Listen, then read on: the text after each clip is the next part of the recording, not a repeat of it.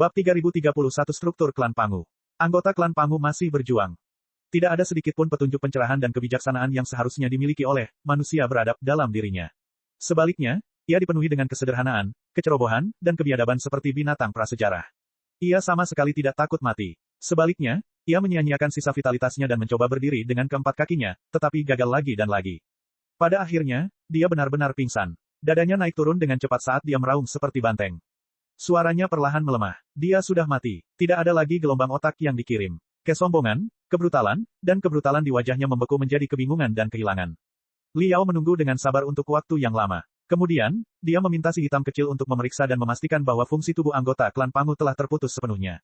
Berdiri di depan tubuh yang seperti bukit, Liao merenung sejenak dan memutuskan untuk melakukan otopsi. Tidak perlu benar-benar membedah perutnya. Dia cukup meniru gelombang ultrasonik dengan getaran frekuensi tinggi tangannya dan memeriksa apakah ada sesuatu yang telah ditanamkan ke dalam tubuh anggota klan Pangu, yang membuatnya menjadi gila. Liao mengitari klan Pangu dan kembali ke kepalanya. Kepala klan Pangu setebal Liao. Liao berusaha sekuat tenaga untuk menekan tangannya ke pelipisnya. Tangannya segera berubah menjadi dua garis kabut abu-abu. Biolistrik yang lemah menyembur keluar dari telapak tangannya dan mengalir ke tubuhnya melalui pelipis klan Pangu, sementara dia merasakan kecerahan otaknya, yang perlahan-lahan memudar, dan setiap meridian di dalam tubuhnya. Itu adalah anggota khas klan Pangu, tidak berbeda dengan mayat yang ditemukan Federasi Kemuliaan Bintang di tanah misterius Kunlun dan istana bawah tanah Pangu. Yang istimewa tentang mereka dibandingkan dengan manusia adalah bahwa, otak ketiga, tertanam di antara dua bagian otak mereka, yang mirip dengan kelenjar pineal manusia. Atau lebih tepatnya, mereka dilahirkan dengan akar spiritual yang terlihat oleh mata telanjang. Otak ketiga, adalah fondasi material bagi klan Pangu untuk melepaskan gelombang otak yang kuat dan mewujudkan telepati jarak jauh dan jaringan mental berskala besar.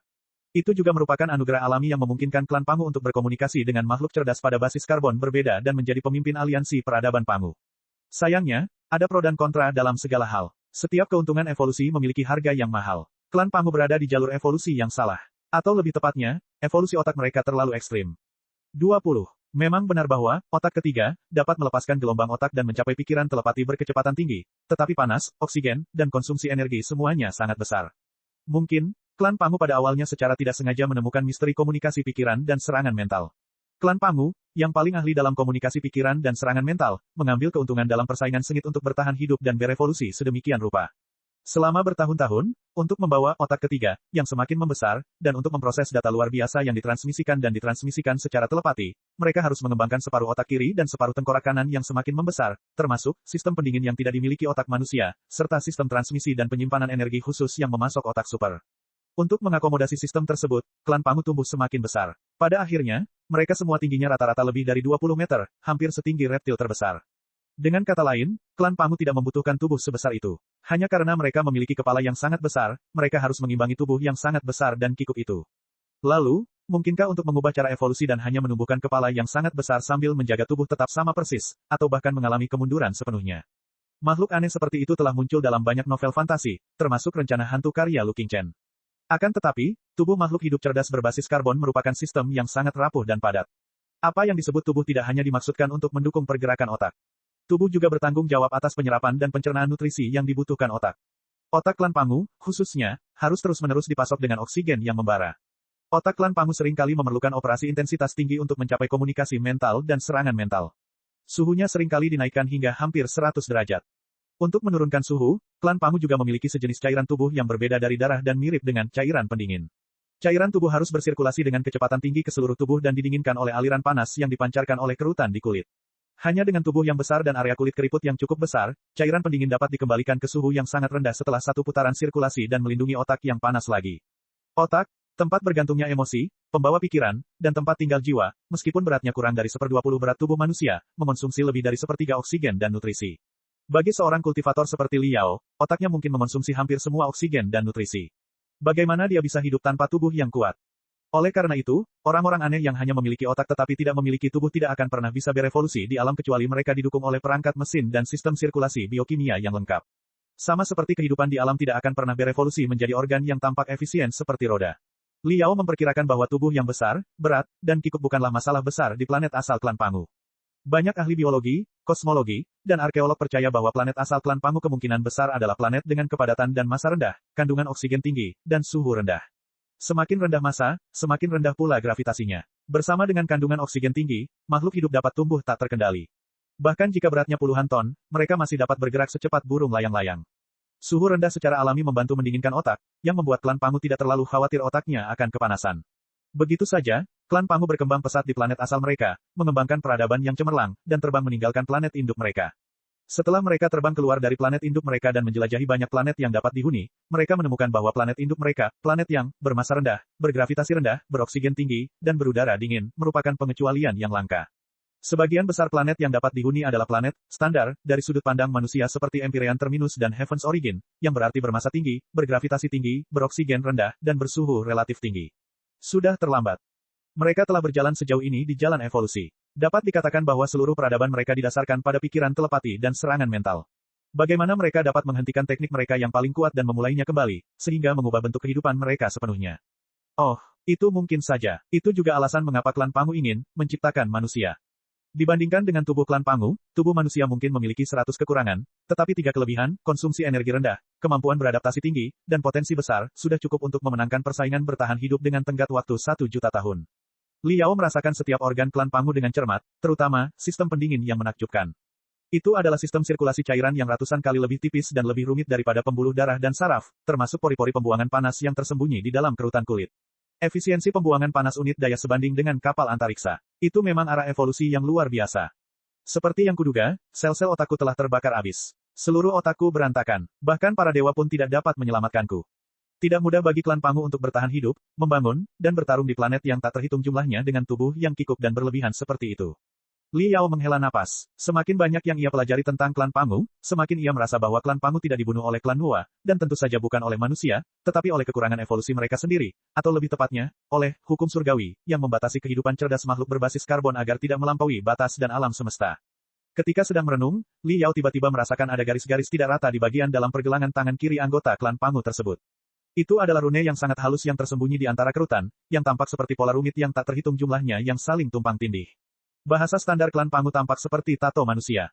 Tato 3D, itu mengejutkan Li Yao. Meskipun dia tidak mengetahui isi spesifik dari tato tersebut, dia telah melihat banyak tato serupa dalam berkas penelitiannya, termasuk tato di pergelangan tangan banyak prajurit elit klan Pangu di tanah misterius Kunlun dan istana bawah tanah Pangu.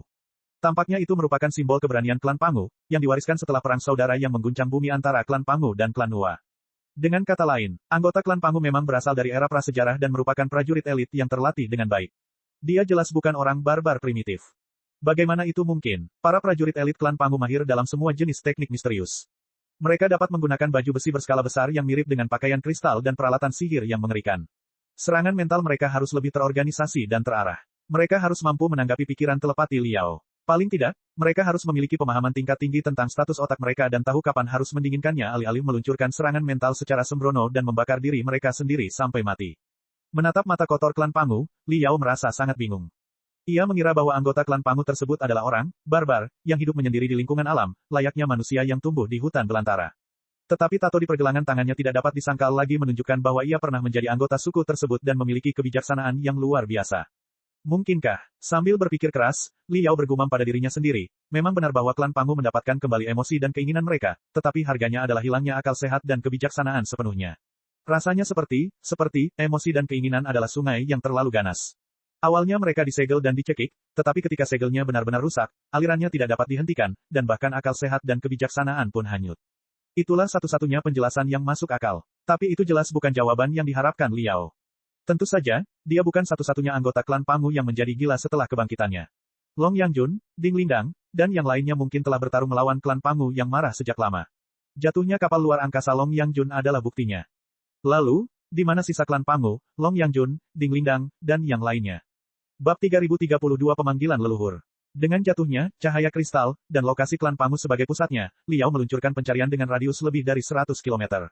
Ternyata, saat ia mengungkap misteri yang tersembunyi di bawah tanaman merambat, ilalang, dan tanaman merambat itu lalu membakarnya, ia menemukan banyak puing-puing pesawat luar angkasa di bawah tanaman hidup yang rimbun itu.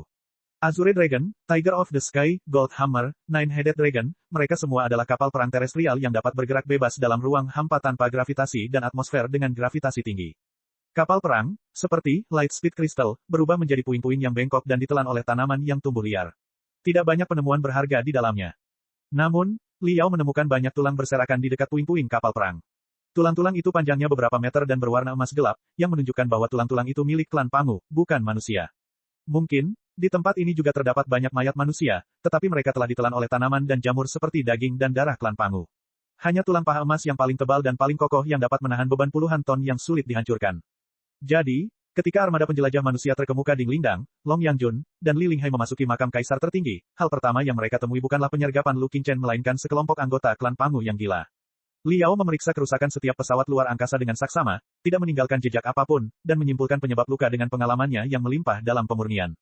Ia menemukan bahwa sebagian besar luka mengejutkan disebabkan oleh peralatan sihir pribadi tingkat sangat rendah, seperti pedang rantai berukuran besar dan pedang getar. Bahkan ada jejak darah berwarna emas gelap di sekitar retakan yang tidak beraturan itu, yang tampaknya telah dirobek oleh klan Pangu dengan tangan kosong. Itu sesuai dengan deskripsi kekuatan kasar klan Pangu. Jika itu adalah pasukan tempur klan Pangu yang mapan, mereka seharusnya tidak hanya membawa peralatan sihir seperti pedang rantai dan pedang getar. Mereka seharusnya tidak melawan kapal perang manusia dengan tinju mereka tanpa peralatan sihir apapun. Oleh karena itu, Li Yao menduga bahwa klan Pangu yang ditemui oleh armada penjelajah manusia itu sama dengan klan Pangu sebelumnya. Mereka telah kehilangan ingatan dan akal sehat serta merosot menjadi orang-orang barbar yang bodoh. Apakah itu akibat dari virus yang disebutkan Long Yangjun, atau cahaya kehidupan, yang dapat mencairkan waktu dan mempercepat pertumbuhan tanaman, ataukah itu hasil dari miliaran mutasi yang dipicu oleh cahaya kehidupan? Li Yao tidak tahu. Meskipun ia cemas jawabannya akan terungkap di detik berikutnya, ia berhasil menahan kecemasannya dan menemukan semua kapal antariksa yang jatuh di sekitar 2 hingga 300 km persegi. Ia juga mengumpulkan cukup banyak komponen, obat-obatan bernutrisi tinggi, dan bahan bakar kristal dari kapal-kapal tersebut. Dia cukup beruntung. Bengkel perawatan kapal pendukung serbaguna sebagian besar masih utuh, dan platform perawatannya masih dapat digunakan. Meskipun mustahil bagi prajurit dewa raksasa untuk terlahir kembali, untungnya struktur utama, pembakar, tidak rusak. Cangkangnya hanya terkoyak oleh badai meteorit. Setelah mengganti pakaian kristal itu dengan ratusan bercak logam berwarna-warni dan mengisinya dengan bahan bakar kristal, ia menyalakan api yang gelap dan membandel. Sebelum berjalan menuju asal, Li Yao beristirahat malam. Tidak ada siang atau malam yang nyata di makam kaisar tertinggi. Setelah langit biru dan awan putih bertahan selama hampir 15 jam, langit akan diselimuti kabut tebal, yang akan berlangsung hampir 10 jam sebelum digantikan oleh langit biru baru yang persis sama seperti kemarin. Li Yao punya firasat samar. Peninggalan purba ini, entah diberi nama, makam kaisar, makam dewa, atau makam hitam, tidak dipersiapkan untuk klan Pangu, melainkan untuk manusia. Alasannya jelas. Gravitasi di sini merupakan standar yang paling sesuai untuk kelangsungan hidup dan pertempuran manusia, seperti halnya oksigen dan kotoran di udara, termasuk suhu, kelembapan, bahkan tumbuhan, hewan, dan jamur. Li Yao menguji racun berbagai jenis tanaman, hewan, dan jamur dan menemukan bahwa sebagian besar makhluk di tempat ini sama sekali tidak beracun. Sebaliknya, mereka sangat bermanfaat untuk pemulihan dan penyegaran tubuh. Itu benar-benar surga di mana material surgawi dan harta karun bumi dapat ditemukan di mana-mana. Bahkan jika orang biasa menjalani kehidupan dengan daging dan darah mentah di tempat ini, makan banyak material surgawi dan harta duniawi, dan menghirup udara segar, mereka perlahan-lahan akan memperkuat daging dan darah mereka, membangkitkan akar spiritual mereka, dan menjadi seorang kultivator. Selain itu, 1 hari dan 1 malam, yang mendekati 24 jam, juga merupakan planet standar, yang paling cocok untuk kelangsungan hidup manusia, dengan waktu rotasi paling rata-rata. Bagi para raksasa yang memerlukan udara dingin dan gravitasi rendah seperti klan Pangu, siang dan malam, mereka jauh lebih panjang dari 24 jam karena kepadatan planet yang lebih kecil. Itu jelas bukan tempat yang nyaman bagi klan Pangu. Mengapa? Li Yao bergumam pada dirinya sendiri, jika ini benar-benar pusat kendali, para pembuat tembok hitam, mengapa tempat ini sangat cocok untuk kelangsungan hidup dan pelatihan manusia? Apa sebenarnya yang disebut pembuat tembok hitam itu? Sama seperti pertanyaan sebelumnya, jawaban atas pertanyaan itu tidak dapat diungkapkan sampai Li Yao mencapai pintu masuk makam kuno yang sebenarnya. Saat beristirahat, Li Yao melepaskan si hitam kecil dan memindai 500 km persegi di dekatnya dengan kamera kristal pemantau. Setelah menghilangkan gangguan dari pepohonan dan jamur, ia membandingkannya dengan peta yang digambar Li Linghai dalam penjelajahannya sebelumnya. Seperti yang ia duga, asal tempat cahaya kehidupan, paling kuat dan tanaman paling lebat adalah pintu masuk sesungguhnya ke makam kuno itu. Ketika langit kembali dicat dengan warna biru pekat, Li Yao memimpin jalan dengan pedangnya yang menyala-nyala dan berjalan menuju bagian terdalam hutan. Banyak tanaman dan jamur berderit dan menggigil dalam kobaran api. Namun, lebih banyak cabang dan tanaman merambat menerjang abu di belakang Li Yao dan langsung menelannya. Gambaran yang seperti mimpi buruk itu tidak menghentikan Li Yao untuk menyelidiki kebenaran sama sekali. Ia terus berjalan dengan susah payah di kedalaman hutan. 3 jam kemudian, setelah lebih banyak kapal antariksa yang hancur ditemukan, ia akhirnya menemukan sisa-sisa perkemahan yang ditinggalkan oleh Li Linghai selama penjelajahannya sebelumnya. Itu adalah sepotong tenda anti radiasi logam dengan tulisan, Deep Sea, di salah satu sudutnya. Tenda semacam itu dimaksudkan untuk digunakan membangun laboratorium bergerak. Tenda itu dapat menghalangi semua jenis radiasi kecil dan memastikan hasil eksperimennya akurat. Li Linghai memberitahu Li Yao bahwa dia telah mencoba membawa dan membentangkan banyak tenda di makam kaisar tertinggi. 2 kata, laut dalam, secara alami berarti armada laut dalam. Itu adalah senjata pribadi Li Linghai. Karena itu, Li Linghai tidak ingin terlalu banyak orang mengetahui rahasia penting seperti makam kaisar tertinggi. Oleh karena itu, dia hanya membawa banyak boneka spiritual sebagai asistennya selama setiap penjelajahan. Saat Liao menggali 3 boneka serbaguna yang telah kehabisan energi dan sejumlah besar sisa peralatan teknik sihir dari Star Ocean Imperium dari kedalaman tanah, dia semakin yakin bahwa ini adalah perkemahan Li Linghai, pangkalan terdepan kaisar tertinggi, dan pintu masuk sebenarnya ke makam kaisar tertinggi. Lalu, bagaimana dengan pintu? Li Linghai memberitahu Liao bahwa ada gerbang literal di pintu masuk makam. Itu adalah prasasti hitam yang tingginya 9 meter, lebar 4 meter, dan tebal 1 meter. 9:4:1. Rasio kuadrat 3:2:1 sangat hikmat dan sempurna. Gerbang, atau lebih tepatnya, prasasti hitam itu, sama persisnya dengan pintu masuk pertama. Tidak peduli seberapa akurat peralatan pengukuran Li Linghai, ia tidak dapat menghitung kesalahan sekecil apapun. Ia telah mencapai puncak dalam mekanika, ilmu material, dan penyempurnaan. Namun, pintu masuk pertama selalu terbuka untuk semua orang. Setiap makhluk hidup yang menyentuhnya akan langsung berasimilasi, menyatu, dan terserap. Pintu kedua adalah prasasti hitam yang sangat kokoh. Tidak peduli seberapa keras Li Linghai mencoba merangsang atau menabraknya, dia tidak dapat membukanya sama sekali. Kalau saja dia tidak menerima informasi dari pangkalan operasi terdepan kaisar tertinggi dan keyakinan kuat kaisar bintang hitam Wu Yingqi bahwa itu adalah pintu masuk yang sebenarnya, Li Linghai tidak akan mampu menyambungkan prasasti yang kokoh ke gerbang menuju misteri kuno. Prasasti hitam itu semakin memperkuat spekulasi Liao bahwa peninggalan purba itu dipersiapkan untuk manusia. Gerbang yang tingginya 9 meter dan lebarnya 4 meter itu terlalu sempit untuk klan Pangu, atau lebih tepatnya, raksasa yang tingginya lebih dari 10 meter seperti klan Pangu. Namun bagi manusia, dua konsep yang saling bertentangan yakni kehikmatan dan keindahan dipadukan dengan sempurna. Selain itu, satuan panjang yang disebut meter paling cocok untuk manusia. Setiap manusia yang cerdas akan memikirkan panjang lengannya terlebih dahulu saat menentukan satuan panjang. Oleh karena itu, 1 meter, klan Pangu jauh lebih panjang daripada milik manusia. Pada zaman purba miliaran tahun yang lalu, apakah suatu peradaban super tertentu meninggalkan gerbang menuju masa depan bagi manusia miliaran tahun kemudian dalam satuan beras? Liao berpikir dalam hati. Namun kini gerbangnya telah hilang. Li Linghai memberitahu Liao bahwa perkemahannya dan markas terdepan kaisar tertinggi berada tepat di depan prasasti hitam itu. Jarak antara ketiganya tidak lebih dari 100 meter. Liao tidak akan mengabaikan prasasti hitam setinggi 9 meter itu, tidak peduli seberapa tinggi rumput liar dan semak-semak itu. Tetapi, Liao memperluas pikiran telepatinya dan mengamati ke arah tempat prasasti hitam itu seharusnya berada. Jantungnya tiba-tiba berdetak kencang di luar kendalinya. Suara dengungan bergema di dalam otaknya, seolah-olah itu adalah nyanyian paling sakral dan misterius di zaman kuno.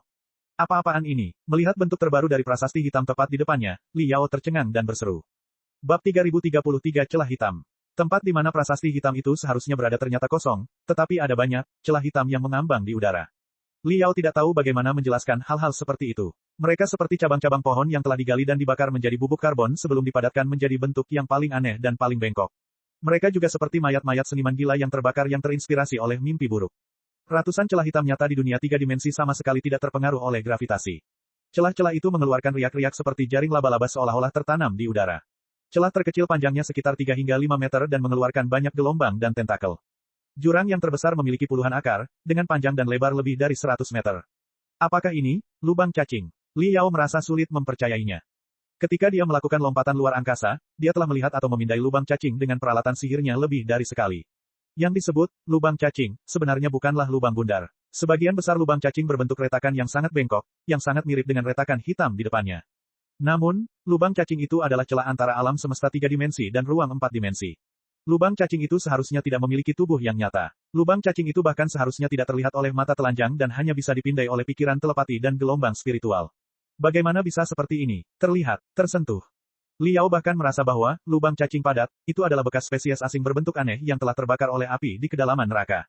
Liao menelan ludah, memanipulasi otot-otot yang telah dilatihnya berkali-kali, ia mengaktifkan peralatan ajaib secara mekanis dan melakukan prosedur pemindaian dan eksplorasi. Ya, pemandangan di depannya bukanlah ilusi 3D. Itu memang sejenis material yang bukan emas atau batu, tetapi sangat keras. Material itu tertanam di udara, dan dari kedalaman material itu, radiasi intens dilepaskan terus-menerus, yang dapat mempercepat pembelahan, mutasi, dan kegagalan sel. Cahaya kehidupan, dilepaskan dari celah-celah hitam. Komunitas celah hitam berdiameter hampir 5.000 meter. Liao mengitari komunitas celah hitam dan menemukan lebih banyak jejak pasukan penjelajah manusia, termasuk peralatan sihir, pakaian kristal, obat penguat bekas dan kaleng obat bernutrisi tinggi, gel medis berlumuran darah, cangkang pecah, dan sebagainya. Selain itu, dilihat dari sebaran jejaknya, jejak tersebut secara bertahap menyusut dan akhirnya menghilang di bawah celah hitam. Apa maksudmu? Melihat celah-celah hitam berkelok-kelok yang mengambang di udara, Liao bergumam pada dirinya sendiri. Apakah Ding Lingdang, Long Yangjun, dan Li Linghai tiba di prasasti hitam setelah mereka mengurus klan Pangu yang liar dan merajalela, hanya untuk menemukan bahwa prasasti hitam itu telah terbelah menjadi ribuan retakan dan mereka telah merangkak ke dalam celah-celah tersebut? Liao tidak yakin apakah celah-celah hitam di udara itu merupakan pecahan-pecahan prasasti hitam ataukah apakah itu merupakan pintu masuk sebenarnya ke makam tersebut dan cara yang benar untuk membukanya. Setelah memindai berulang-ulang dan memastikan tidak ada radiasi mematikan lain selain cahaya kehidupan, Liao menahan napas dan mengikat celah hitam terkecil dengan pikiran telepatinya, mencoba memindahkannya dengan teknik pengendalian objek dari jarak jauh. Setelah mencapai tahap transformasi keilahian, medan magnet kehidupan Liao menjadi lebih kuat dari sebelumnya. Ia bahkan dapat memanipulasi medan magnet sebuah planet dan menyerap gravitasi untuk digunakannya sendiri. Ketika kemampuan telekinesisnya diaktifkan secara maksimal, ia dapat memindahkan benda yang beratnya lebih dari 500 ton. Bahkan prajurit dewa raksasa dan kapal antariksa dapat diangkat dan didorong dengan mudah. Tetapi, tidak peduli seberapa keras dia mendorong dan menarik, celah hitam itu tetap kokoh di udara, tidak bergerak sedikitpun. Liao beralih ke 3 kelompok celah hitam dan mengerahkan seluruh kekuatannya, tetapi dia gagal menggerakkannya sama sekali. Ini tidak mungkin. Liao terengah-engah dan berkeringat deras. Dia mengamati celah-celah hitam itu dengan mata terbuka lebar, tidak tahu bagaimana mereka terpaku di udara. Mereka seperti merek alam semesta 3 dimensi. Astaga, Liao menghunus pedang rantainya dan mengangkatnya tinggi-tinggi dengan kedua tangan. Aura pedang itu membumbung tinggi ke langit dan berubah menjadi naga merah yang panjangnya lebih dari 10 meter. Wajah Liao sangat serius. Sudah lama sejak dia menuangkan semua kekuatan mental, kemauan, dan kekuatannya ke dalam satu aura pedang dan menebasnya dengan sangat serius. Hai, ketika ledakan sonik bergema, naga merah itu telah berubah menjadi seberkas warna merah dan menebas celah hitam. Itu adalah serangan yang sempurna. Bahkan jika pecandu pedang, Yan Liren hampir berhasil, kendalinya atas kecepatan, kekuatan, dan ritme tidak akan lebih baik dari Liao. Apapun yang menghalangi serangan itu, jas kristal, prajurit raksasa, kapal luar angkasa, atau bahkan benteng bintang, Liao yakin bahwa ia dapat memotongnya menjadi 2. Namun, dentang, suara tajam sesuatu yang pecah tidak berasal dari celah hitam, melainkan dari pedang rantai Liao. Saat aura pedang melewati celah hitam, Blade of Space tampaknya telah melesat keluar dari celah dan menghancurkan pedang rantai itu dengan mudah. Karena Liao telah menuangkan terlalu banyak energi spiritual ke dalam serangan itu, pedang rantai yang patah itu tidak berhenti bereaksi. Pedang itu terus terbelah menjadi ratusan bagian dan meledak. Liao memegang pedangnya dan bernapas dengan berat. Ia linglung untuk waktu yang lama sebelum mengangkat pedang patah itu ke matanya. Pedang berantai yang memenuhi syarat untuk digunakan olehnya, tentu saja, adalah senjata pamungkas yang membanggakan teknologi paling mutakhir dari Federasi, Imperium, dan Aliansi Santuari dan terbuat dari logam paduan super paling kuat yang tidak akan hancur bahkan jika puluhan baju kristal dipotong. Namun, senjata yang luar biasa seperti itu hancur oleh celah hitam saat dikeluarkan dari sarungnya. Dan di celah hitam, bahkan tidak ada celah sedikit pun. Kelopak mata Liao berkedut hebat. Pupil matanya mengecil hingga seukuran 2 jarum berkilauan. Dia mundur ratusan meter tanpa mengucapkan sepatah kata pun. Sambil menarik napas dalam-dalam, dia membuka penutup semua peralatan sihir jarak jauh di baju kristalnya satu demi satu. Ratusan sinar cahaya saling terkait dan membombardir sekelompok celah hitam seperti badai. Ledakan, ledakan, ledakan, ledakan, ledakan, ledakan. Gugusan celah hitam itu langsung diselimuti api, ledakan, dan debu. Sebuah bola api raksasa dengan diameter ratusan meter perlahan naik, menyebabkan tanaman merambat dan tanaman merambat di dekatnya menjerit. Dalam serangan Liao yang paling mengerikan, suhu ekstrim di bagian terdalam bola api itu hampir membakar bintang. Namun, saat bola api itu padam dan asapnya menghilang, semua celah hitam itu masih utuh. Tidak ada jejak bekas terbakar sama sekali. Produk-produk peradaban super kuno membicarakan kekuatan mereka dan ketidaktahuan para pendatang baru mereka secara diam-diam. Sial, tak bisa ditembus. Li Yao meludah. Setelah marah dan frustrasi, dia segera tenang dan duduk bersila, merenungkan. Dia menyadari bahwa dia telah melakukan kesalahan. Celah-celah hitam tidak dapat dipecahkan dengan kekuatan kasar. Dalam hal kekerasan, Ding Lingdang mungkin setara dengannya, tetapi Li Linghai dan para ahli lainnya dalam tim eksplorasi jelas bukan tandingannya. Akan tetapi, karena semuanya berhasil merangkak masuk, itu berarti celah hitam itu berada dalam keadaan tertentu, terbuka. Benar, selama ini aku salah mengira bahwa kita memiliki kunci pintu masuk makam kuno yang sebenarnya. Aku memiliki separuhnya, dan Li Linghai memiliki separuhnya. Tetapi kedua, setengah kunci, itu seharusnya digabungkan. Jika itu adalah kunci pintu masuk yang sebenarnya, Kaisar Bintang Hitam Wu Yingqi pasti sudah dapat membukanya 800 tahun yang lalu. Tidak ada alasan bahwa jiwa Wu Yingqi yang tersisa tidak dapat menemukan apa yang ditemukan Li Linghai dan ayah angkatnya. Saat itu, penjelasan Wu Yingqi adalah bahwa jiwanya yang tersisa terlalu lemah, dan dia takut kedalaman makam kuno itu terlalu berbahaya, jadi dia tidak berani mengambil risiko dengan mudah. Namun, tidak peduli bagaimana Anda melihatnya, Wu Yingqi tampaknya bukan orang yang rasional dan sabar. Tetapi mungkinkah kunci itu tidak dimaksudkan untuk membuka prasasti hitam, tetapi untuk tujuan lain? Pintu masuk sesungguhnya ke makam kuno, baik dalam bentuk stele hitam, atau celah hitam, tidak dimasuki dengan kunci melainkan dengan sesuatu yang lain. Tunggu, apa yang baru saja kukatakan, Bor? Li Yao menatap celah hitam itu. Celah hitam itu pun menatapnya. Jiwa Li Yao sangat tertarik oleh celah-celah hitam yang bentuknya aneh, mengamuk, dan menari-nari. Dentuman yang berasal dari hatinya dan bisikan yang berasal dari gendang telinganya seakan memanggil dari kedalaman otaknya lagi. Tiba-tiba ia mempunyai firasat aneh bahwa ini bukanlah suatu penjelajahan melainkan suatu perjalanan pulang. Kedalaman celah hitam itu merupakan kampung halamannya, titik awal bagi semua manusia di alam semesta Pangu. Pandangan Liao tertuju pada sekelompok celah hitam dengan diameter lebih dari 10 meter dan lebar 2 hingga 3 meter. Tidak ada alasan lain selain intuisinya. Ini milikku. Liao berjalan ke dasar kumpulan celah hitam itu dan menekannya dengan tangannya, memberikan tekanan secara merata. Dia tidak mendorong celah-celah itu, tetapi berusaha untuk masuk melalui celah-celah itu. Pada awalnya, celah hitam itu tidak bergerak sama sekali. Bahan tersebut tidak dapat dipisahkan oleh tangan kosong Liao meskipun terbuat dari logam paduan yang paling keras dan energi spiritual yang paling dahsyat. Namun, ketika dorongan Liao mencapai batasnya dan setiap sel dalam tubuhnya diaktifkan, material yang sangat keras itu berubah menjadi lunak dan tebal seperti lem super padat. Pertama, 10 jarinya, lalu kedua tangannya, lalu kedua lengannya, Liao terjepit ke dalam celah hitam itu. Menyaksikan lengannya menghilang seolah ditelan celah hitam adalah perasaan yang sangat aneh. Itu seperti teknik menusuk dinding dalam legenda kuno, di mana satu benda padat menembus benda padat lainnya. Namun sekali lagi, bahkan material paduan super yang paling keras sekalipun, ketika diamati dari tingkat mikro, tampak kosong kecuali inti atom dan elektron yang sangat kecil. Selama keseimbangan internal dan eksternal dapat diubah, mengapa benda padat tidak dapat melewati benda padat? Bab 3034 Jatuhnya Kota Perak. Yang disebut, entitas itu tidak ada. Bahkan jika 99,99% ruang di dalam atom yang tidak terpisahkan diisi dengan medan gaya dan energi kosong, dan menyelidiki esensi inti 0,001% dan elektron hanyalah kumpulan, untaian energi, yang tak terhitung jumlahnya. Materi adalah energi. Bintang-bintang dan alam semesta yang cemerlang tidak memiliki apapun kecuali rangkaian gelombang energi yang tak berujung. Celah-celah hitam itu adalah riak-riak, pakaian kristal itu adalah riak-riak, dan tubuh serta jiwaku adalah riak-riak. Lalu, selama riak-riak itu disesuaikan dengan frekuensi khusus, Liao menggertakkan giginya. Lengkung-lengkung menakjubkan yang tak terhitung jumlahnya muncul di otaknya. Setiap selnya dan bahkan setiap untai gen beriak dan tersebar di lekukan-lekukan itu, perlahan-lahan mencair menjadi celah-celah hitam. Itu adalah perasaan yang tak terlukiskan. Setiap atom yang menyusun tubuhnya terjepit ke dalam material padat yang menyusun celah-celah hitam. Saat kepalanya tenggelam, dunia luar tiba-tiba menghilang. Di depan matanya ada dunia yang benar-benar gelap. Penglihatan dan pendengarannya telah ditelan oleh kegelapan. Hanya indera peraba dan persepsinya yang menjadi sangat tajam. Liao merasa bahwa dirinya adalah seekor ular berkaki 4 yang telah merangkak ke dalam sebuah celah. Semakin dalam ia masuk, celah itu semakin sempit dan berliku-liku. Ia terpaksa mengubah bentuk anggota tubuhnya, sampai-sampai tulang-tulangnya hampir patah berkeping-keping. Baru pada saat itulah ia dapat beradaptasi dengan kerutan-kerutan yang ada di dalam celah itu. Untuk sesaat, Liao ragu-ragu, tidak yakin apakah itu gerbang menuju relik purba, jebakan mematikan, atau bahkan tenggorokan binatang buas yang besar. Dia ingin mundur, tetapi sudah terlambat. Saat seluruh tubuhnya tenggelam, ia merasakan dorongan lembut namun kuat di belakangnya. Batu, di sekelilingnya juga penuh dengan duri yang tak terlihat, membuatnya tidak dapat berbalik. Selain itu, Ding Lindang, Li Jialing, Long Yangjun, Boss Bai, Li Linghai, dan sebagian besar ahli lainnya juga terlibat. Apa gunanya dia mundur sendirian? Sambil menarik napas dalam-dalam, Liao menggertakkan giginya dan masuk lebih dalam ke dalam kegelapan. Kerak, kerak, kerak, berbagai macam suara dan peringatan kesalahan datang dari prosesor kristal, seolah-olah jutaan ton tekanan menghancurkannya dari segala arah. Sistem pencahayaan telah rusak sejak lama. Sistem tahan panas dan sirkulasi oksigen juga mengalami masalah. Hasil pembacaan yang terpelintir pada berkas cahaya yang berbintik-bintik membuat Liao berhalusinasi. Dia tidak yakin apakah dia berjalan di pusat planet atau di permukaan bintang neutron.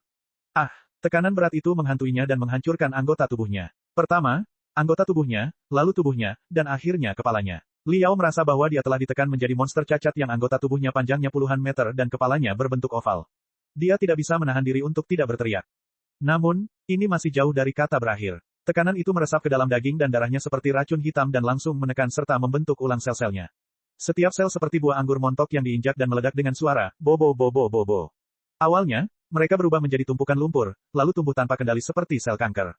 Apa yang telah kujadikan? Meskipun Liao telah mengalami ratusan pertempuran dan bahaya tak terduga yang tak terhitung jumlahnya, dia masih merasa kedinginan sampai ke tulang.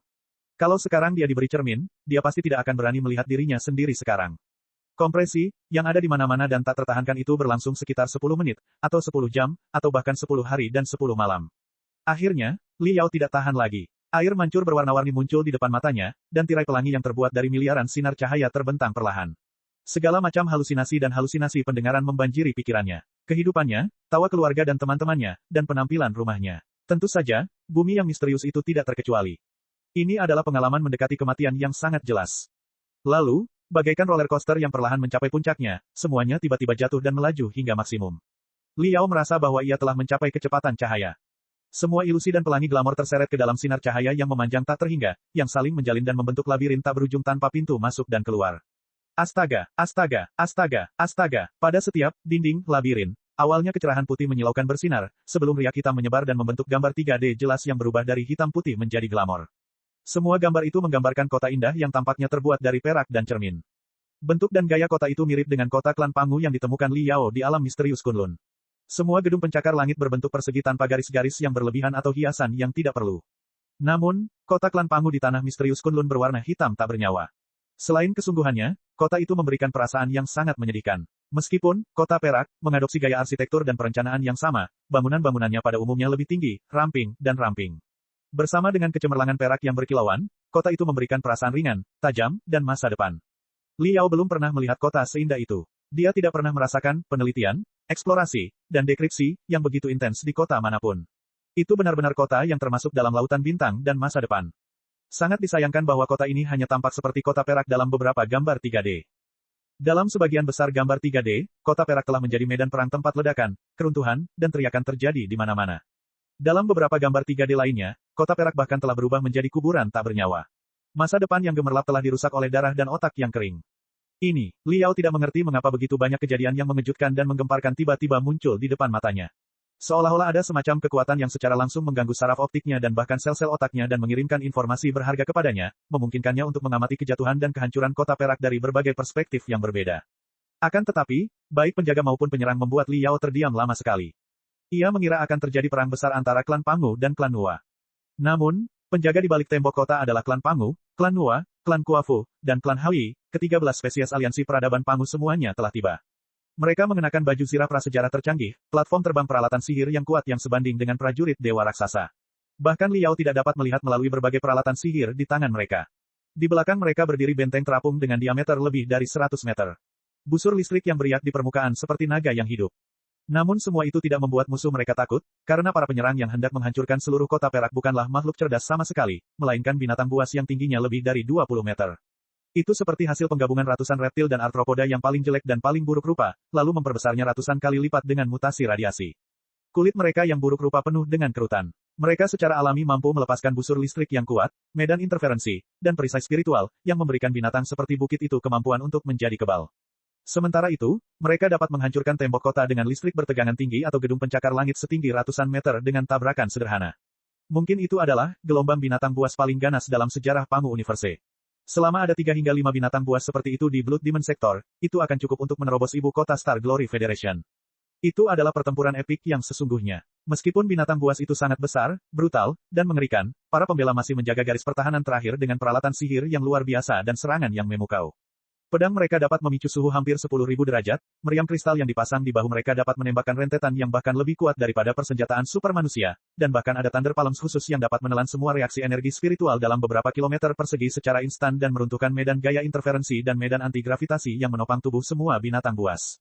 Akibatnya, binatang buas setinggi 100 meter itu runtuh karena berat badan mereka sendiri, dan tekanan atmosfer mendorong organ-organ internal mereka keluar di sepanjang tenggorokan mereka. Menurut gaya bertarung ini, tidak peduli seberapa besar binatang buas itu, tidak peduli seberapa ganasnya mereka tidak akan mampu menerobos garis pertahanan. Pada akhirnya, peradaban akan menang atas kebiadaban. Namun, segera setelah setiap binatang runtuh, reaksi hebat tampaknya terjadi di organ dalam, otak, dan darah mereka, yang menyebabkan perut dan cangkang mereka membengkak dan meledak menjadi gugusan kabut berwarna ungu terang, merah tua, dan abu-abu.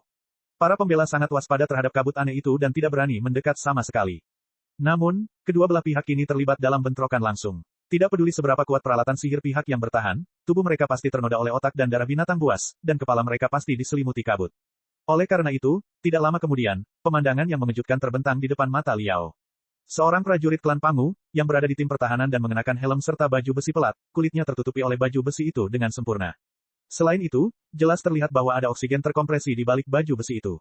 Dia telah berdiam di dalam kabut terlalu lama, dan baju besinya telah dihancurkan oleh binatang buas, meninggalkan retakan kecil yang tidak terlihat oleh mata telanjang.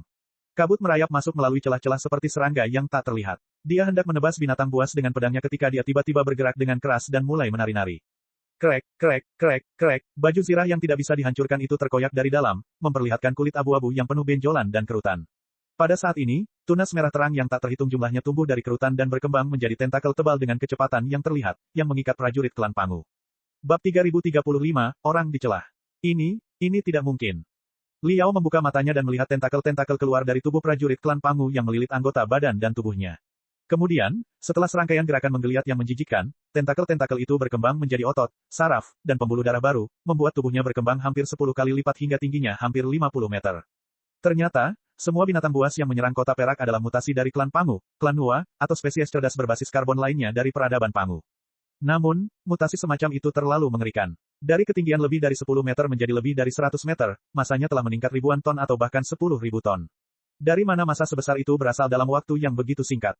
Memang benar bahwa energi dapat diubah menjadi massa, tetapi ada batas dan sumbernya. Apakah ada lubang cacing kecil di dalam tubuh binatang buas yang memungkinkan mereka mengambil energi dari ruang yang tidak diketahui? Tidak peduli bagaimana Liao menanyai mereka, faktanya ada di depan matanya. Binatang buas itu pasti telah menguasai beberapa teknik konversi massa energi yang luar biasa untuk meruntuhkan peradaban menuju barbarisme dalam beberapa detik. Ho, binatang-binatang yang bermutasi itu meraung memekakkan telinga dan melambaikan ekor mereka yang penuh duri dan taji ke arah rekan-rekan mereka beberapa saat yang lalu. Beberapa prajurit klan Pangu terhempas dan menabrak gedung-gedung pencakar langit. Binatang buas lainnya menyerbu masuk melalui celah itu. Para penjaga perak segera disingkirkan. Menyeret tubuh yang berat dan kikuk seperti itu akan menghabiskan banyak energi, yang akan menjadi beban berat bagi tubuh. Oleh karena itu, banyak binatang buas sering pingsan saat bertarung, seperti dinosaurus dan klan Pangu liar yang dilihat Liao di luar. Namun lebih banyak penjaga yang rusak oleh kabut dan berubah menjadi binatang buas baru. Itu ditakdirkan menjadi pertahanan yang sia-sia. Satu-satunya hal yang dapat dilakukan para penjaga adalah mengulur waktu sehingga kota perak dapat menahan gelombang binatang buas lebih lama, hanya untuk disiksa lebih parah lagi. Gedung-gedung pencakar langit yang tingginya ribuan meter runtuh satu demi satu. Debu dan asap bercampur menjadi satu, membuatnya tampak seperti gelombang pasang dalam tsunami. Tabung transmisi energi spiritual di bawah jalan semuanya pecah. Energi spiritual super terkompresi yang menyembur keluar dilepaskan dengan cepat, berubah menjadi api eksentrik yang mengejutkan. Binatang buas itu tampak lebih mengerikan dan besar melawan kabut dan api eksentrik. Raungan dan setiap hentakan mereka tampaknya menghantam sel-sel otak Liao dengan brutal, membuatnya merasa bahwa dia berada dalam mimpi buruk yang tidak akan pernah dia bangun. Dia tidak tahu bagaimana cara menyingkirkan mereka. Gedung-gedung pencakar langit di kota perak umumnya lebih dari 1000 meter tingginya. Dilihat dari ukuran pintu dan jendelanya, gedung-gedung itu tidak dirancang untuk manusia, melainkan untuk raksasa yang tingginya lebih dari 10 meter. Jadi, ini bukan kota manusia atau pembuat tembok hitam, melainkan salah satu peradaban Pangu.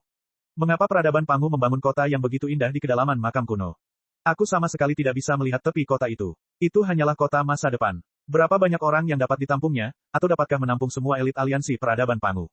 Apa yang terjadi dengan binatang buas yang menyerang kota perak? Fuxi dan Long Yangjun sama-sama mengatakan bahwa virus genetik yang mengerikan itu lepas kendali dan bermutasi, yang menghancurkan peradaban Pangu dan seluruh era purba.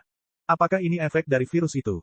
Tapi itu tidak mungkin benar. Jika kota perak adalah laboratorium yang didirikan peradaban Pangu di kedalaman makam kuno, dan virus tertentu yang diuji di tempat ini telah lepas kendali, kekacauan pasti terjadi dari dalam. Tapi binatang buas itu jelas-jelas mendorong masuk dari luar. Mereka adalah musuh dari luar. Siapa sebenarnya yang menyerang laboratorium mutakhir peradaban Pangu? Li Yao sangat bingung. Tiba-tiba jantungnya berdebar kencang dan dia tidak dapat menahan diri untuk berteriak. Ding Lingdang. Benar saja, itu bukan matanya yang mempermainkannya, juga bukan ilusi, juga bukan gangguan mental. Li Yao menemukan istrinya, Ding Lingdang, dalam gambaran yang hidup dan mendalam. Ding Lingdang terjebak di kota perak, yang penuh dengan api dan binatang buas. Tingginya hampir 20 meter di atas burung pipit naga api yang besar. Namun, di hadapan binatang buas yang tingginya hampir 100 meter, dia sekecil dan selemah boneka. Dia hanya bisa merangkak dan merangkak di antara dinding-dinding yang rusak di bawah naungan asap dan debu untuk menghindari sinar kematian klan Pangu dan injakan binatang buas. Dengan kemunculan Ding Lingdang, lebih banyak ahli manusia muncul di gambar lainnya. Li Yao menemukan Li Jialing, Li Linghai, Long Yangjun, dan Boss Bai. Mereka semua berjuang dalam kobaran api perang yang disebabkan oleh tabrakan klan Pangu, klan Nua, dan binatang buas, seperti binatang yang melarikan diri karena takut ketika dua dinosaurus bertabrakan. Li Yao mengira pengepungan kota perak telah terjadi pada akhir zaman purba ratusan ribu tahun yang lalu. Perang telah berakhir sejak lama. Reruntuhan kota perak mungkin telah membusuk sejak lama, kecuali bahwa mereka telah direkam oleh peralatan sihir khusus dan dimainkan untuk para pendatang baru. Dalam banyak peninggalan zaman purba, hologram seperti itu cukup umum. Namun, setelah menyaksikan seorang ahli manusia dan pakaian kristalnya diinjak-injak menjadi daging cincang oleh binatang buas setinggi 100 meter yang tampak seperti hibrida kura-kura raksasa dan gorila, Li Yao harus mengubah pendapatnya. Segala yang ada di depannya nyata. Pengepungan kota perak masih berlangsung. Sekarang, di sini, dan sebagian besar pakar manusia terlibat di dalamnya tanpa alasan. Mereka berada di ambang kematian. Ding Lingdang, Ding Lingdang, Ding Lingdang. Mata Li Yao merah padam, dan dia meraung gila-gilaan, seakan-akan hendak melemparkan peralatan sihir komunikasi ke arah gambar itu. Dalam gambar, Ding Lingdang sama sekali tidak menyadari kedatangannya. Dia masih bergerak di antara puing-puing dan sinar kematian, mencoba mencari peluang untuk bertahan hidup. Aku di sini untuk menyelamatkanmu. Li Yao mengaktifkan unit daya dari pakaian kristalnya tanpa mempedulikan hal lain dan mencoba merangkak ke dalam gambar tempat Ding Lingdang berada. Namun, meskipun ia mempercepat lajunya hingga kecepatan maksimum, jarak antara dirinya dan gambar itu tidak berkurang sama sekali. Tidak peduli seberapa keras ia mencoba menyentuh Ding Lingdang, ia tidak dapat menyentuh bayangannya sama sekali. Seolah-olah Ding Lingdang dan yang lainnya telah disegel dalam lukisan 3D. Bahkan jika Liao dapat melihat dan menyentuh mereka, dia tidak akan pernah bisa merangkak masuk. Apakah ini yang dimaksud dengan orang dan hantu yang berbeda? Di mana Ding Lingdang dan yang lainnya? Apa sebenarnya mereka? Kecemasan dan kemarahan Liao hampir membuat pakaian kristalnya meledak. Namun, gambar-gambar di sekitarnya berputar cepat, membuatnya kehilangan koordinat Ding Lingdang. Dia seperti perahu kecil yang jatuh ke pusaran ruang angkasa raksasa dan hanya bisa dibawa ke kerutan ruang angkasa acak. Tidak, mungkin itu tidak acak. Jiji, si hitam kecil berteriak. Mengingat bahwa si hitam kecil berasal dari kedalaman makam kaisar tertinggi dan mungkin memiliki kepekaan alami terhadap lingkungan, Liao tidak mengembalikan si hitam kecil ke dalam cincin kosmos saat ia memasuki celah hitam. Sebaliknya, ia memintanya untuk mengubah bentuk dan bersembunyi di dalam cincin kosmos. Si hitam kecil terdiam sepanjang waktu. Ia menahan tekanan yang luar biasa seperti yang dilakukan Liao. Pada saat ini, Little Black tiba-tiba berseru kegirangan. Ia bahkan keluar dari celah-celah baju kristal dan menutupi baju kristal itu dengan cepat, membentuk 4 sayap heliks di bagian belakang baju kristal itu. Ketika celah terakhir pada pakaian kristal itu diisi oleh si hitam kecil, Liao tiba-tiba merasa bahwa ia dapat bergerak bebas di kerutan ruang. Hitam kecil. Sebelum Liao terkejut dengan teknik baru si hitam kecil, dia sangat tertarik pada prajurit raksasa dalam gambar. Itu adalah penyelamat. Liao menggertakkan giginya, matanya merah. Ya, dia akan mengenalinya bahkan jika itu terbakar menjadi abu. Prajurit raksasa emas dalam gambar di depannya adalah penyelamat, tanpa kokpit, prajurit raksasa yang dirancang khusus untuk kecerdasan buatan super yang telah dicuri Lu Qingchen darinya. Ketika musuh bertemu, mata mereka terlihat sangat merah. Semua sebab dan akibat disebabkan oleh Lu Qingchen. Jika dia tidak cukup gila untuk menanggung risiko kutukan universal, Liao dan yang lainnya tidak akan terburu-buru melakukan eksplorasi makam Dewa Purba, yang bahkan menyebabkan kegagalan Ding Lingdang. Jika Ding Lingdang, Long Yangjun, Li Linghai, dan para ahli manusia lainnya binasa di tempat ini, dan binatang buas yang mengerikan menerobos makam kaisar tertinggi dan menyebar ke seluruh alam semesta Pangu, Lu Qingchen akan menjadi biang keladi yang menghancurkan peradaban umat manusia. Liao merasa bahwa itu adalah kesalahannya sendiri karena gagal menangkap Lu Qingchen dalam pertempuran Ultimate Rescue. Namun kali ini, dia tidak akan melakukan kesalahan yang sama lagi. Pikiran telepati Liao melintasi gambar yang tak terhitung jumlahnya, tetapi dia tidak dapat menemukan Ding Lingdang sama sekali. Kalau begitu, kita selesaikan misi ini dulu dan tangkap Lu Qingchen untuk diinterogasi, kalau orang durhaka itu membuat masalah lagi. Di bagian belakang baju kristal Liao, sayap hitam Little Black mengepak kencang, mengirimkan riak-riak hitam. Dia terbang menuju gambar tempat Lu Qingchen berada. Dalam gambar, Lu Qingchen juga dalam kondisi menyedihkan. Ia melarikan diri di tengah gelombang binatang buas yang dahsyat. Prajurit raksasa yang luar biasa itu kini berlubang-lubang dan tertutup debu. Tidak ada tanda-tanda martabat seorang, Fuxi, sama sekali. Tidak ada lagi teman di belakangnya. Ia sendirian lagi. Li Yao mendengus. Setelah menyadari betapa gilanya Lu Qingchen, dia tidak lagi peduli apakah orang itu hidup atau mati. Namun, Lu Qingchen belum bisa mati. Pria itu masih memiliki banyak data tentang Fuxis yang belum pernah dipahami oleh Li Yao, Raja Tinju, Little Ming, dan Wen Wen.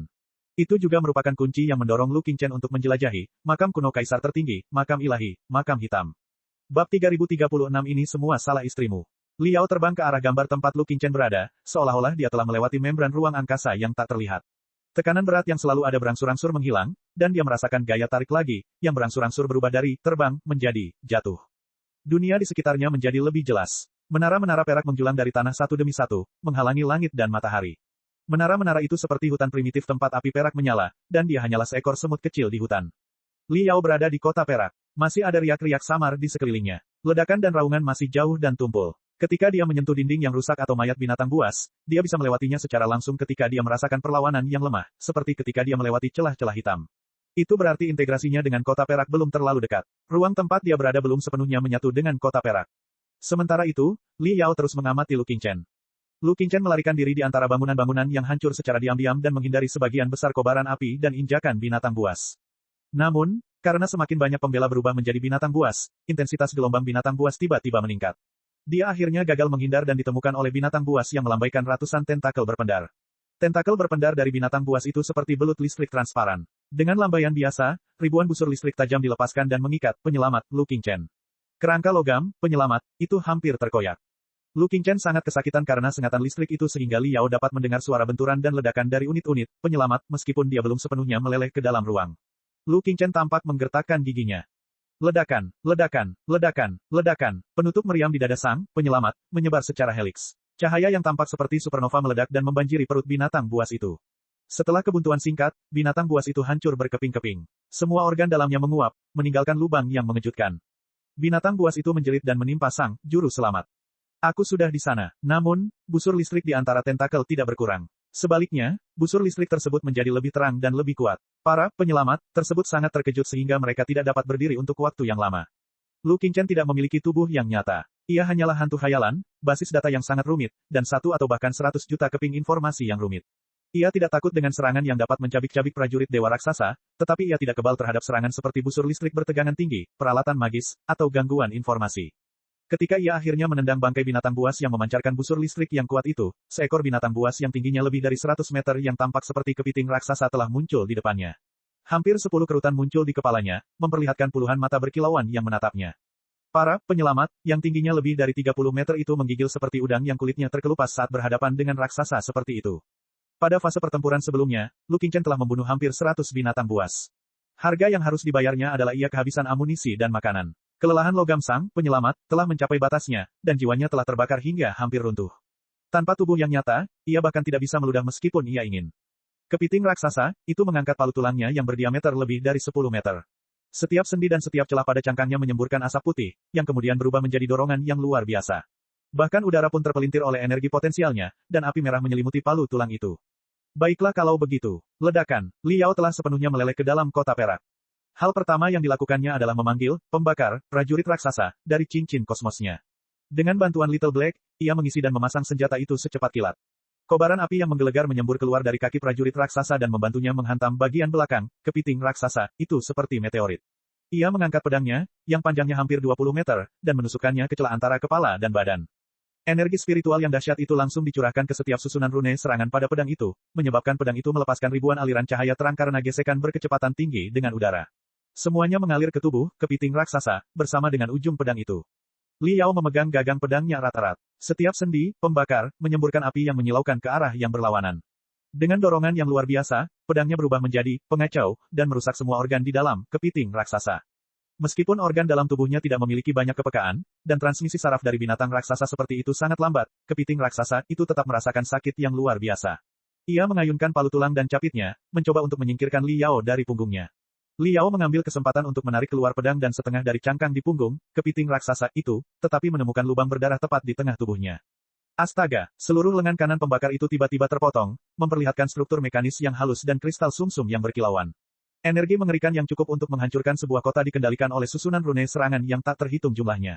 Saat ini, susunan rune serangan semuanya berputar, dibongkar dan dipasang kembali.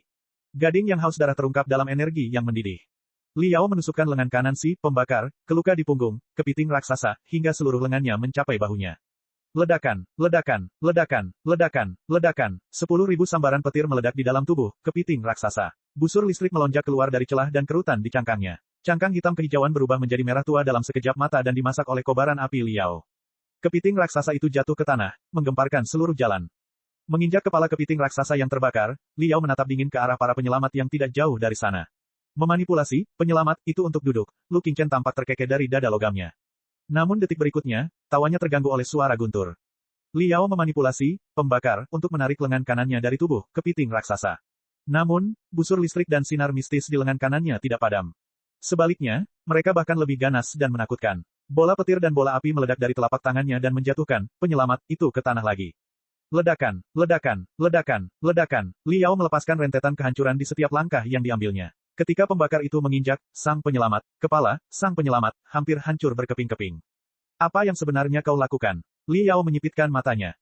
Suaranya sangat dingin. Di lengan kanannya yang terangkat, busur listrik dan api mengembun menjadi bilah cahaya yang panjangnya hampir 5 meter, siap menembus dada sang penyelamat dan memenggal kepala dan anggota tubuhnya kapan saja. Apa-apaan tempat ini? Apa binatang buas dan hutan gila di luar sana? Apa jebakanmu? Apa rencanamu? Apa yang kau lakukan pada Ding Lingdang dan yang lainnya? Bicaralah sekarang. Jangan berani-berani memainkan trik apapun. Aku tidak akan membunuhmu. Aku hanya akan melemparkanmu ke gelombang binatang buas yang ganas. Mari kita lihat di mana jiwamu yang tersisa bisa bersembunyi setelah kaleng besimu benar-benar terkoyak oleh binatang buas. Hehe, hehe, hahaha. Lu Qingchen diinjak-injak oleh Liao. Setelah hening sejenak, dia tertawa terbahak-bahak hingga hampir tidak bisa bernapas. Prajurit raksasa itu juga mengalami kram. Kemudian dia berkata dengan nada aneh dan putus asa, akhirnya kau muncul. Liao, aku tahu kau tidak akan melewatkan kesempatan menarik seperti ini. Jangan menatapku dengan jahat, seolah-olah aku penyebab segalanya. Tepatnya, bukan apa yang telah kulakukan, tetapi apa yang telah dilakukan Ding Lingdang. Itu benar, semua kekacauan di depanmu disebabkan oleh istrimu. Apa? Liao mencibir, apa yang sedang kamu lakukan sekarang? Apakah perlu? Lu Qingchen menunjuk sekelilingnya dengan tangannya. Dalam keadaan seperti ini, apakah menurutmu aku masih perlu melakukan trik? Percaya atau tidak, kekacauan seperti ini tidak ada dalam rencanaku. Aku memiliki segalanya di bawah kendaliku. Semuanya dilakukan dengan tenang, metodis, dan tepat. Aku memasuki makam kaisar tertinggi dengan lancar, mencapai pusat makam dengan lancar, mengaktifkan dan menghubungkan ke basis data utama dari separuh Fuxi lainnya, dan menyatu dengan separuh Fuxi lainnya dengan identitas dan otoritasku sebagai generasi baru Fuxi. Selama integrasi selesai, aku akan dapat mengambil alih seluruh peninggalan purba. Semua pengetahuan kaisar tertinggi, peradaban Pangu, dan para pembuat tembok hitam akan menjadi milikku, federasi, dan bahkan seluruh peradaban umat manusia. Aku akan dapat menyelamatkan diriku sendiri, federasi, dan peradaban umat manusia. Pada akhirnya, hehehe, pada saat yang paling kritis ketika aku bergabung dengan separuh lainnya dari Fuxi, ketika basis data separuh lainnya dari Fuxi, dan aku sama-sama terbuka sepenuhnya, istrimu muncul dan membombardirku tanpa pandang bulu, mengganggu integrasiku dan menyebabkan keruntuhan total separuh lainnya dari Fuxi. Kau seharusnya tahu apa arti, separuh lainnya dari Fuxi, bukan? Memang benar, pada era purba ratusan ribu tahun yang lalu, peradaban Pangu mendirikan laboratorium canggih di tempat ini untuk mempelajari peninggalan para pembuat tembok hitam dan tawanan legiun pasang banjir. Fuxi, prosesor kristal super paling canggih dari peradaban Pangu, dibagi menjadi dua bagian.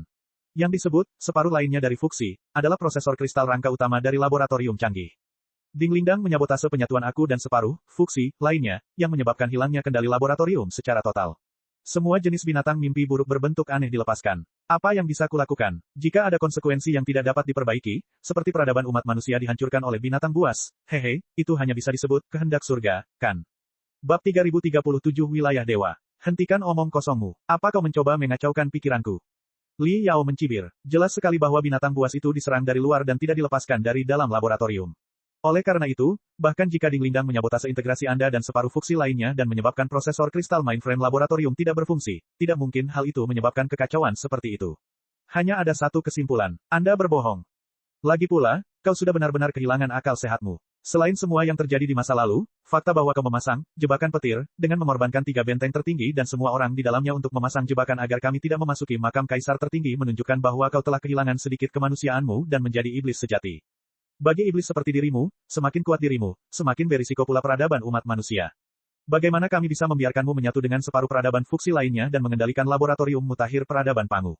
Ding Lingdang, Long Yangjun, Li Jialing, Bos Bai, Raja Tinju, dan aku semua hanya punya satu pilihan dalam situasi seperti ini. Kami akan meledakkanmu di tempat. Pembakar itu mengerahkan lebih banyak tenaga pada kakinya. Kaki besi yang menyemburkan api yang membakar itu runtuh dari dada para penyelamat, membuat Lu Qingchen menjerit dan kram.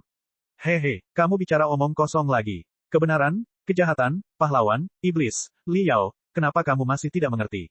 Lu Qingchen tersenyum sedih. Jadi, kamu sudah bertemu dengan makhluk petir yang menakjubkan di bintang kuno, bintik merah besar. Oh, bukan hanya itu. Kamu pasti pernah berhubungan dekat dengan mereka dan bahkan bertukar beberapa informasi dengan mereka, bukan? Aku bisa merasakan bahwa medan magnet kehidupanmu berbeda dari sebelumnya. Tampaknya telah mengalami peningkatan yang luar biasa. Tampaknya kamu telah menerima banyak hadiah dari makhluk petir. Kalau begitu, kamu harus tahu bahwa peri yang luar biasa ini adalah bentuk kehidupan energi yang nyata. Mereka memiliki bentuk sosial dan cara bertahan hidup yang sama sekali berbeda dari bentuk kehidupan cerdas berbasis karbon. Kekuatan hidup individu mereka dapat bertahan dari beberapa mikrodetik hingga beberapa detik, dan dalam beberapa ratus tahun, mereka dapat mengalami perubahan yang mengguncang bumi, memungkinkan seluruh peradaban untuk mengambil lompatan besar ke depan. Meskipun mereka masih sangat primitif saat ini, makhluk petir memiliki potensi yang tak terbatas.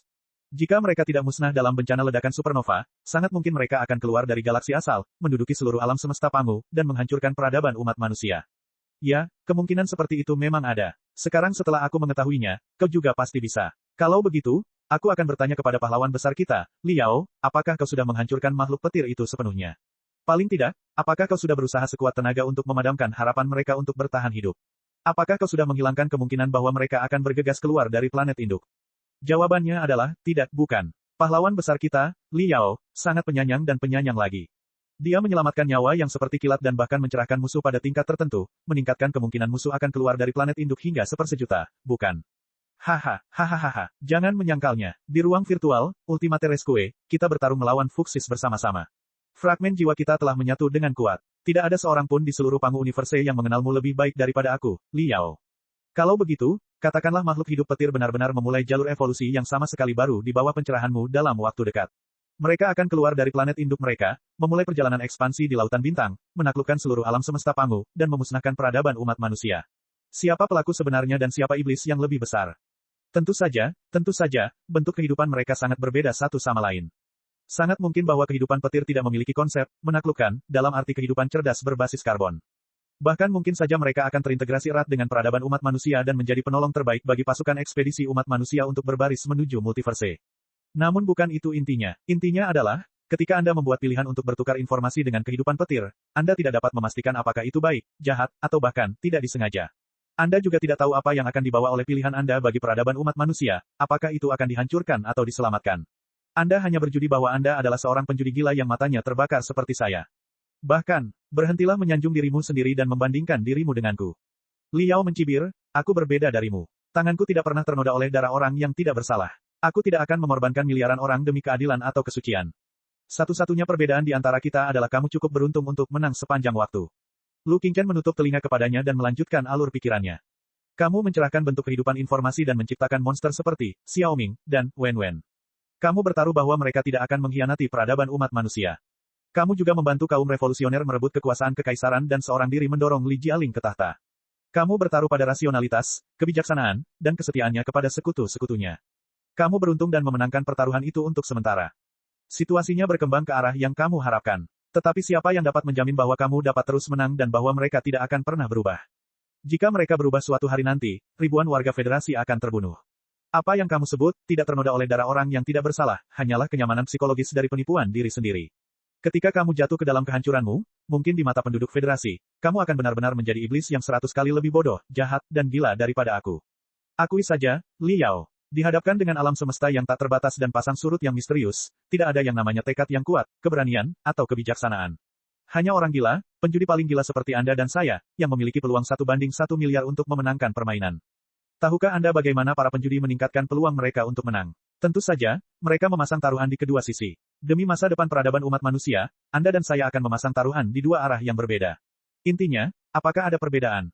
Karena itu, jika kamu bersedia mengesampingkan prasangka konyolmu dan ketidaktahuan manusia biasa serta berdialog secara konstruktif denganku untuk menyelesaikan masalah kita bersama, aku akan dengan senang hati menemanimu. Jika kamu bersikeras menyegel dirimu dengan hukum moral manusia biasa dan bahkan mencoba membunuhku untuk melampiaskan amarahmu, harap cepatlah. Singkatnya, hentikan basa-basi konyol tentang kebesaran, keadilan, dan kebaikanmu serta membuang-buang waktu satu sama lain, karena, Lu Qingchen tiba-tiba berhenti berbicara dan menatap punggung Liao. Liao sangat terkejut. Ia merasakan seekor ular piton raksasa yang panjangnya hampir 1000 meter dan berdiameter lebih dari 10 meter sedang melayang di gedung pencakar langit terdekat dan menatap mereka dengan dingin. Retak, retak, retak. Ular piton raksasa itu memutar gedung pencakar langit itu dengan brutal. Bagian atas gedung pencakar langit itu menghantam Liao dan Lu Qingchen seperti tebing yang runtuh. Desir, desir, desir, desir. Di bawah naungan batu dan asap, ular boa itu menggesekkan sisik-sisik di tubuhnya dengan kecepatan tinggi, memicu busur listrik yang menyilaukan dan mengubah tubuhnya menjadi cambuk listrik yang menakutkan yang dapat menyapu ribuan prajurit. Jika mereka terkena itu, baik si pembakar maupun si penyelamat akan meleleh menjadi dua tumpukan sampah. Setiap otot di tubuh Liao dikelilingi oleh busur listrik dan pembengkakan. Pembakar itu menyulut api padang rumput. Medan interferensi membekukan semua batu di udara. Di bawah kobaran api spiritual, hampir 1000 batu berubah menjadi bubuk perak, yang kemudian disempurnakan menjadi pedang perak yang setipis sayap jangkrik tetapi panjangnya ratusan meter. Pedang perak dan cambuk listrik itu terbelah menjadi ratusan bayangan dan saling berbenturan. Ledakan itu menyebar dengan dahsyat seperti riak-riak di kolam saat badai. Sementara Liao dan monster itu bertarung dengan sengit di udara, Lu Qingchen tergeletak di tanah seperti babi mati yang siap disembelih. Dia sama sekali tidak peduli dengan busur listrik dan percikan api yang meledak dari kedua belah pihak. Dia bahkan tidak repot-repot bergerak ketika bayangan pedang dan golok meledak setengah meter darinya, meninggalkan retakan yang dalam di tanah. Mungkin Anda berpikir bahwa perangkap petir yang saya pasang dengan nyawa semua prajurit di 3 benteng tertinggi sebagai umpan sangat buruk. Namun, jangan lupa bahwa mereka adalah lebah prajurit, boneka tanpa emosi atau keinginan. Mereka bukan manusia dalam arti sebenarnya, juga bukan warga Federasi Star Glory. Rekan-rekan sebangsaku yang terkasih. Lu Qingchen berkata dengan santai, orang-orang Federasi Star Glory adalah musuh, begitu pula warga Federasi Star Glory. Jika aku dapat membuat warga Federasi Star Glory binasa bersama warga Federasi Star Glory, bukankah aku akan dapat melindungi kepentingan Federasi Star Glory? Perlu dicatat bahwa operasi semacam itu untuk mengeksplorasi peninggalan kuno kemungkinan besar akan dibagi. Meskipun tim eksplorasi Anda tampaknya bersatu saat ini, siapa yang tahu apa yang akan terjadi setelah Anda menemukan harta karun utama dan misteri era purba? Dapatkah Anda menjamin bahwa, dalam menghadapi harta karun dan misteri utama yang dapat mengubah arah peradaban umat manusia, para penggarap abadi dan makhluk hidup informasi akan setia selamanya dan tidak akan pernah mengkhianati perjanjian makhluk yang tidak berwujud? Tidak, Anda sama sekali tidak memenuhi syarat untuk membuat kepercayaan dan jaminan seperti itu. Seperti yang saya katakan tadi, Anda juga berjudi pada apa yang disebut kebaikan sifat manusia. Begitu Anda kalah dalam pertaruhan, para penggarap federasi tidak akan memiliki kesempatan untuk melawan para penggarap abadi dari kekaisaran yang memiliki keunggulan absolut. Aku bisa mengerti keyakinanmu, tetapi aku sama sekali tidak setuju dengannya, terutama setelah aku menyaksikan kecemerlangan nebula Gemini, kengerian para raksasa kuno, misteri kehidupan petir, misteri makam kaisar tertinggi, dan kekacauan kota perak. Aku menyadari bahwa kita sedang melangkah ke wilayah para dewa. Semua aturan dunia fana tidak ada artinya di tempat ini. Bab 3038 Menciptakan Dewa.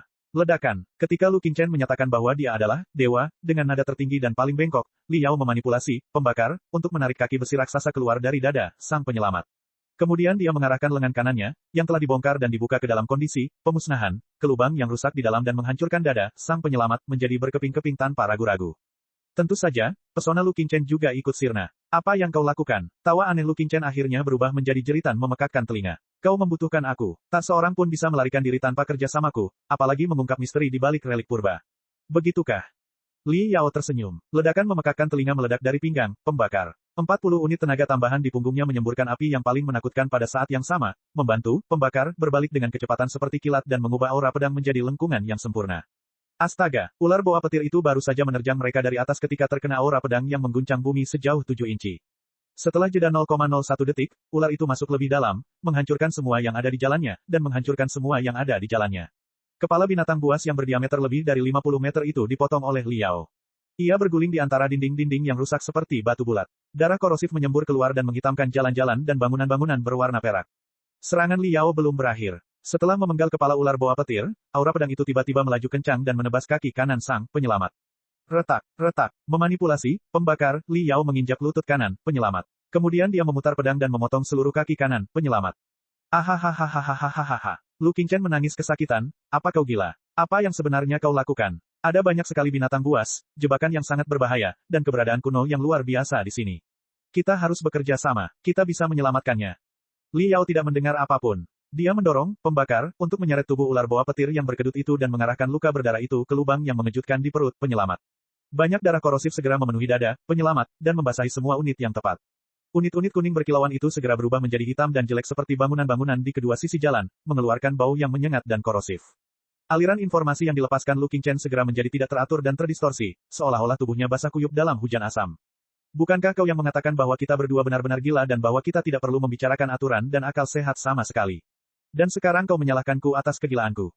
Saat dia berbicara, Li Yao mengayunkan pedangnya lagi dan melepaskan lengan kiri, penyelamat itu beserta kaki kanannya ke dalam cincin kosmosnya. Juga, kamu mengatakan bahwa hal pertama yang harus dilakukan dalam eksplorasi peninggalan kuno tersebut adalah menghilangkan semua faktor yang tidak dapat dikendalikan dalam tim. Aku setuju denganmu. Bukankah itu yang sedang kamu lakukan sekarang?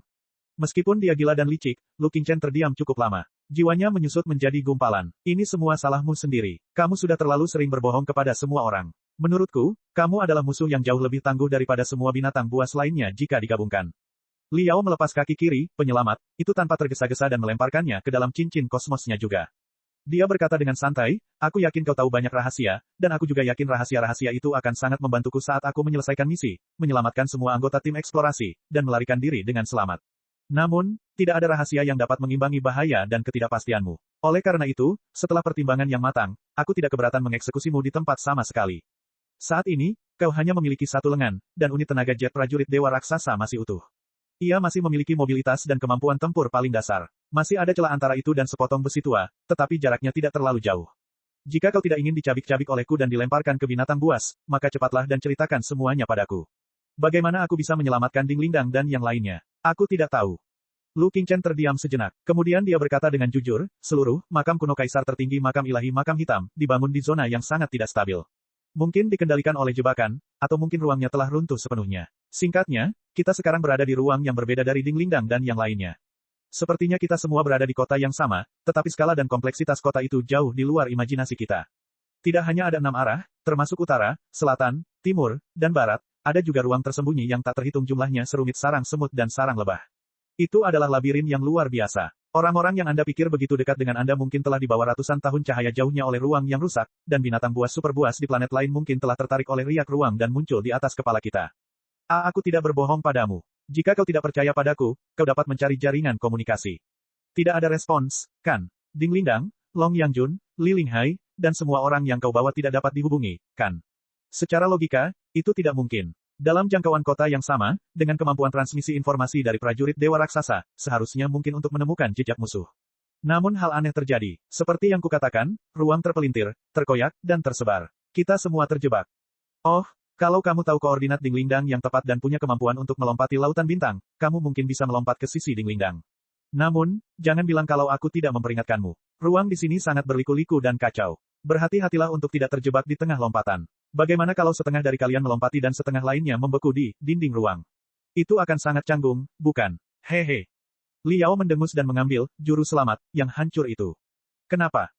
Bagaimana aku tahu? Lu Qingchen berkata dengan polos, baiklah. Aku salah karena memfitnah istrimu tadi. Memang benar bahwa binatang buas itu tidak dilepaskan olehnya, tetapi kekacauan itu memang disebabkan oleh dia dan aku. Jika dia tidak menembakku pada saat yang paling penting, aku akan mengendalikan tempat itu dan menstabilkan tempat yang kacau itu. Tentu saja.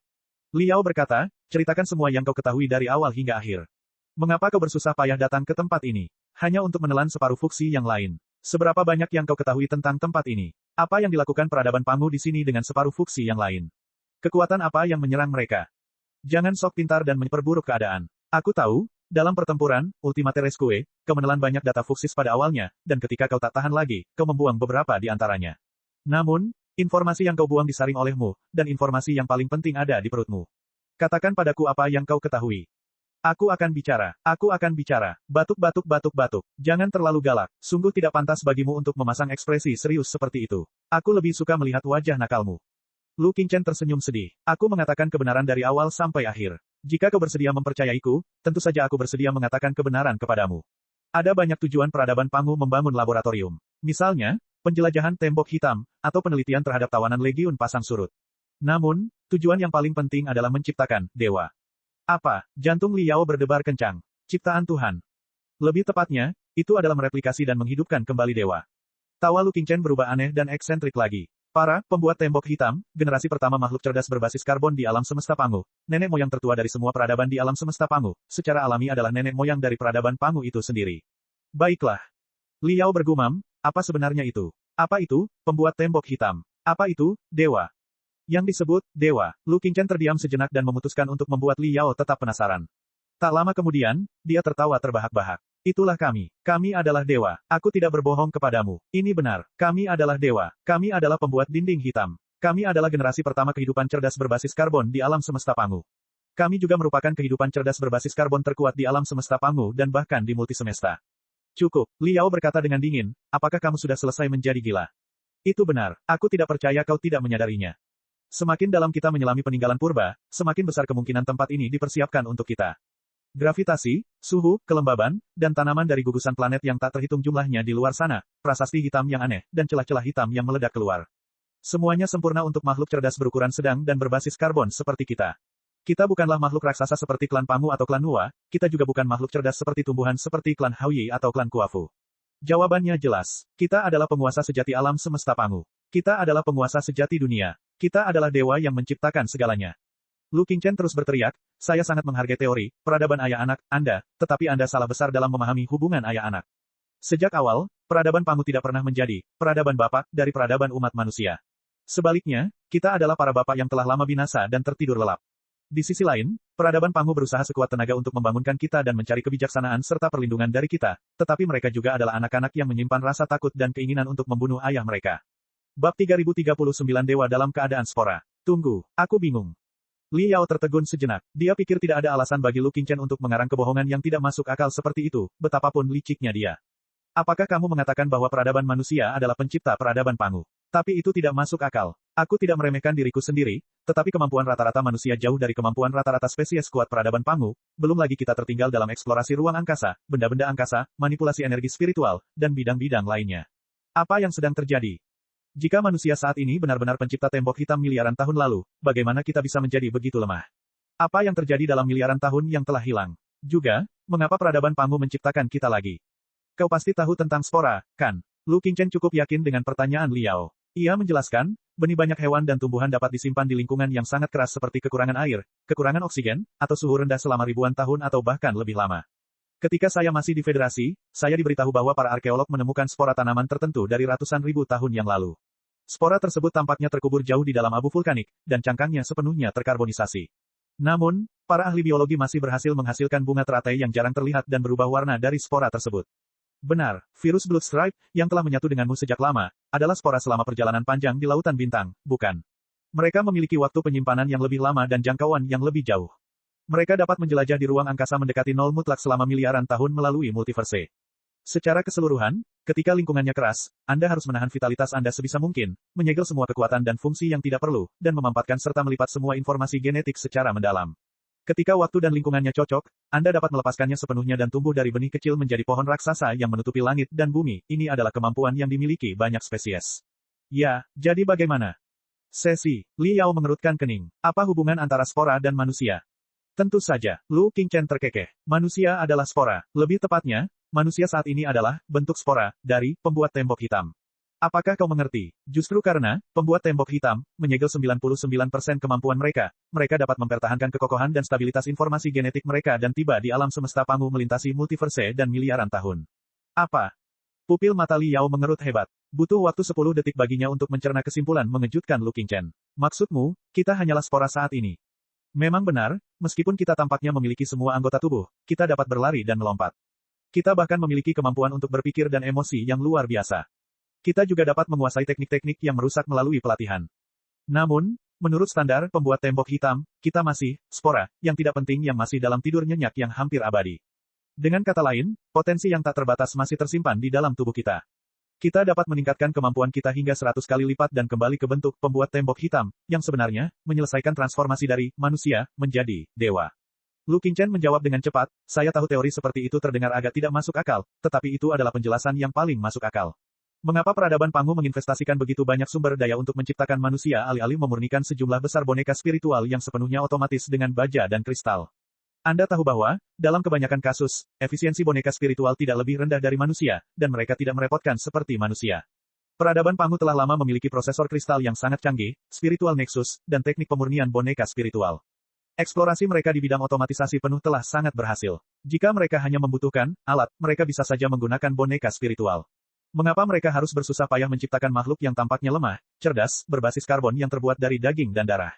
Selain itu, setelah penciptaan, peradaban dipenuhi dengan rasa takut terhadap kita dan harus menanamkan 3 hukum dasar kebaikan terbesar ke dalam otak semua manusia agar merasa nyaman. Itulah jawabannya, karena kita bukanlah manusia, melainkan dewa. Potensi kita jauh lebih tinggi daripada boneka spiritual, klan Pangu, atau klan Nuwa sendiri. Mereka membutuhkan kita dan ingin mencuri kekuatan dewa dari kita. Mereka ingin membantu peradaban Pangu berevolusi lagi dengan kekuatan dewa, dan menemukan cara untuk maju ke multiverse untuk melawan arus. Namun, mereka juga sangat takut pada kita. Mereka takut kita akan membangkitkan kemampuan pembuat tembok hitam, dan mereka akan mengendalikan peradaban Pangu dan menghancurkan seluruh era purba. Bagaimana kamu tahu? Li Yao sangat terkejut, tetapi dia tidak menunjukkannya di wajahnya. Dia mempertahankan tekanan spiritual yang sangat besar pada Lu Qingchen dan berkata, jangan katakan padaku bahwa itu hanya imajinasimu yang tidak berdasar. Saya menemukannya saat saya sedang menelusuri basis data klan Fuxi. Lu Qingchen tampaknya mengatakan yang sebenarnya. Setelah pasukan ekspedisi Pangu kembali dari multiverse dengan kegagalan, mereka secara tidak sengaja menemukan relik pembuat tembok hitam. Oleh karena itu, setengah dari armada dan prosesor kristal super didedikasikan untuk pembangunan laboratorium. Namun, seperti yang Anda lihat, lingkungan di sini berada tepat di celah-celah ruang. Jelas, mustahil untuk tetap berhubungan dengan dunia luar sepanjang waktu. Selain itu, semua eksperimen yang dilakukan di tempat ini sangat berbahaya, dan makhluk-makhluk brutal seperti tawanan dari Flottide Legion juga dikurung. Oleh karena itu, mereka secara bertahap terisolasi dan hampir tidak berhubungan dengan dunia luar. Kadang-kadang, komunikasi antara orang-orang di laboratorium dan dunia luar dilakukan melalui sistem Fuxi, yang terbagi menjadi 2 bagian. Tentu saja, banyak informasi komunikasi yang disimpan dalam basis data Fuxis. Saya menelusuri informasi komunikasi dan menyusun jejak-jejak yang tersebar. Saat itulah saya mengetahui bahwa tugas eksperimen utama di sini adalah menciptakan dewa yang akan mereplikasi pembuat dinding hitam baru melalui mayat, rambut, darah, dan berbagai vektor gen yang ditinggalkan oleh pembuat dinding hitam. Pada akhir era purba, selama perang saudara antara klan Pangu dan klan Nuwa, proyek ini telah berlangsung lama dan mencapai keberhasilan awal. Peradaban Pangu benar-benar menduplikasi banyak manusia, nenek moyang kita. Namun, sebagian besar manusia berada dalam kondisi spora. Mereka hanyalah monyet tak berbulu. Kecuali kemampuan beradaptasi yang tinggi dan konsumsi energi yang rendah, mereka tidak memiliki kemampuan luar biasa apapun. Oleh karena itu, eksperimen di sini masih berlangsung. Tujuan utamanya adalah untuk menciptakan manusia yang 100% terbangun dalam bentuk lengkapnya, pembuat tembok hitam yang sebenarnya. Tunggu, kau berbohong. Li Yao menginjak lengan terakhir Lu Qingchen dengan sangat keras hingga berderit. Dia berkata dengan dingin, hanya butuh waktu kurang dari 10 menit sejak kamu menyerap data besar dari Fuxis hingga saat kamu memuntahkan 2/3 data. Bagaimana kamu bisa menyatukan petunjuk dalam waktu sesingkat itu? Apalagi yang kamu sembunyikan? Bicaralah sekarang. Baiklah, baiklah, aku akan bicara. Aku akan bicara. Sebenarnya, aku tidak menyembunyikan apapun. Hanya saja, aku belum memberitahumu apa tujuanku. Lu Qingchen ragu-ragu sejenak dan berkata, saya akui bahwa informasi tersebut merupakan hal yang sangat penting dalam basis data keluarga Fuxi, karena rencana awal keluarga Fuxi adalah mencuri koordinat pasti makam kaisar tertinggi dari prosesor kristal milik Li Linghai dan menarik perhatian manusia agar mereka dapat menjelajahi tempat tersebut secara langsung. Menemukan separuh Fuxi lainnya dan menyatu dengannya tentu saja menjadi prioritas utamanya. Namun yang lebih penting, adalah menemukan semua berkas proyek penciptaan Tuhan. Oh, kenapa?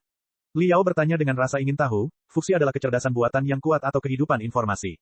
Apakah ia juga tertarik pada nenek moyang kehidupan cerdas berbasis karbon? Ya, sebuah hipotesis yang sangat menarik dicatat dalam basis data inti Fuxis. Mereka percaya bahwa bentuk kehidupan cerdas berbasis karbon yang paling umum dan sempurna di multiverse adalah bentuk manusia kita. Lu Qingchen menjelaskan, hal ini karena sebagian besar planet yang dapat dihuni memiliki kondisi yang sangat mirip dengan sektor asal surga atau sektor terminus Empyrean. Di planet-planet seperti itu, hanya ada satu jalur evolusi, yaitu monyet tak berbulu. Bukannya planet lain dengan lingkungan yang keras tidak dapat melahirkan kehidupan cerdas, tetapi justru, monyet tak berbulu lebih mungkin memperoleh keuntungan dari evolusi dan menyebar ke seluruh lautan bintang lebih awal daripada kehidupan berbasis karbon lainnya, sehingga membunuh kemungkinan kehidupan cerdas lainnya berkembang pesat. Dengan kata lain, jika multiverse memang ada, entah itu alam semesta kultivasi, alam semesta magis, atau bahkan alam semesta Doki, semuanya milik umat manusia. Teman lamamu, Raja Pukulan, tampaknya memiliki hubungan yang halus dengan alam semesta magis. Dia seharusnya dapat membuktikan bahwa penguasa alam semesta magis adalah manusia yang sangat mirip dengan kita, bukan? Namun, perhatikan apa yang baru saja saya katakan. Fuxi percaya bahwa bentuk manusia hanyalah titik akhir evolusi kehidupan cerdas berbasis karbon. Jika bentuk manusia terus berevolusi, ia harus sepenuhnya membuang tubuh daging dan darah dan memasuki keadaan kehidupan informasi, kehidupan energi, kehidupan medan gaya, dan kehidupan penyatuan. Fuxi adalah bentuk kehidupan yang menyerap informasi, percaya pada informasi, dan menggunakan informasi sebagai sumber kekuatan.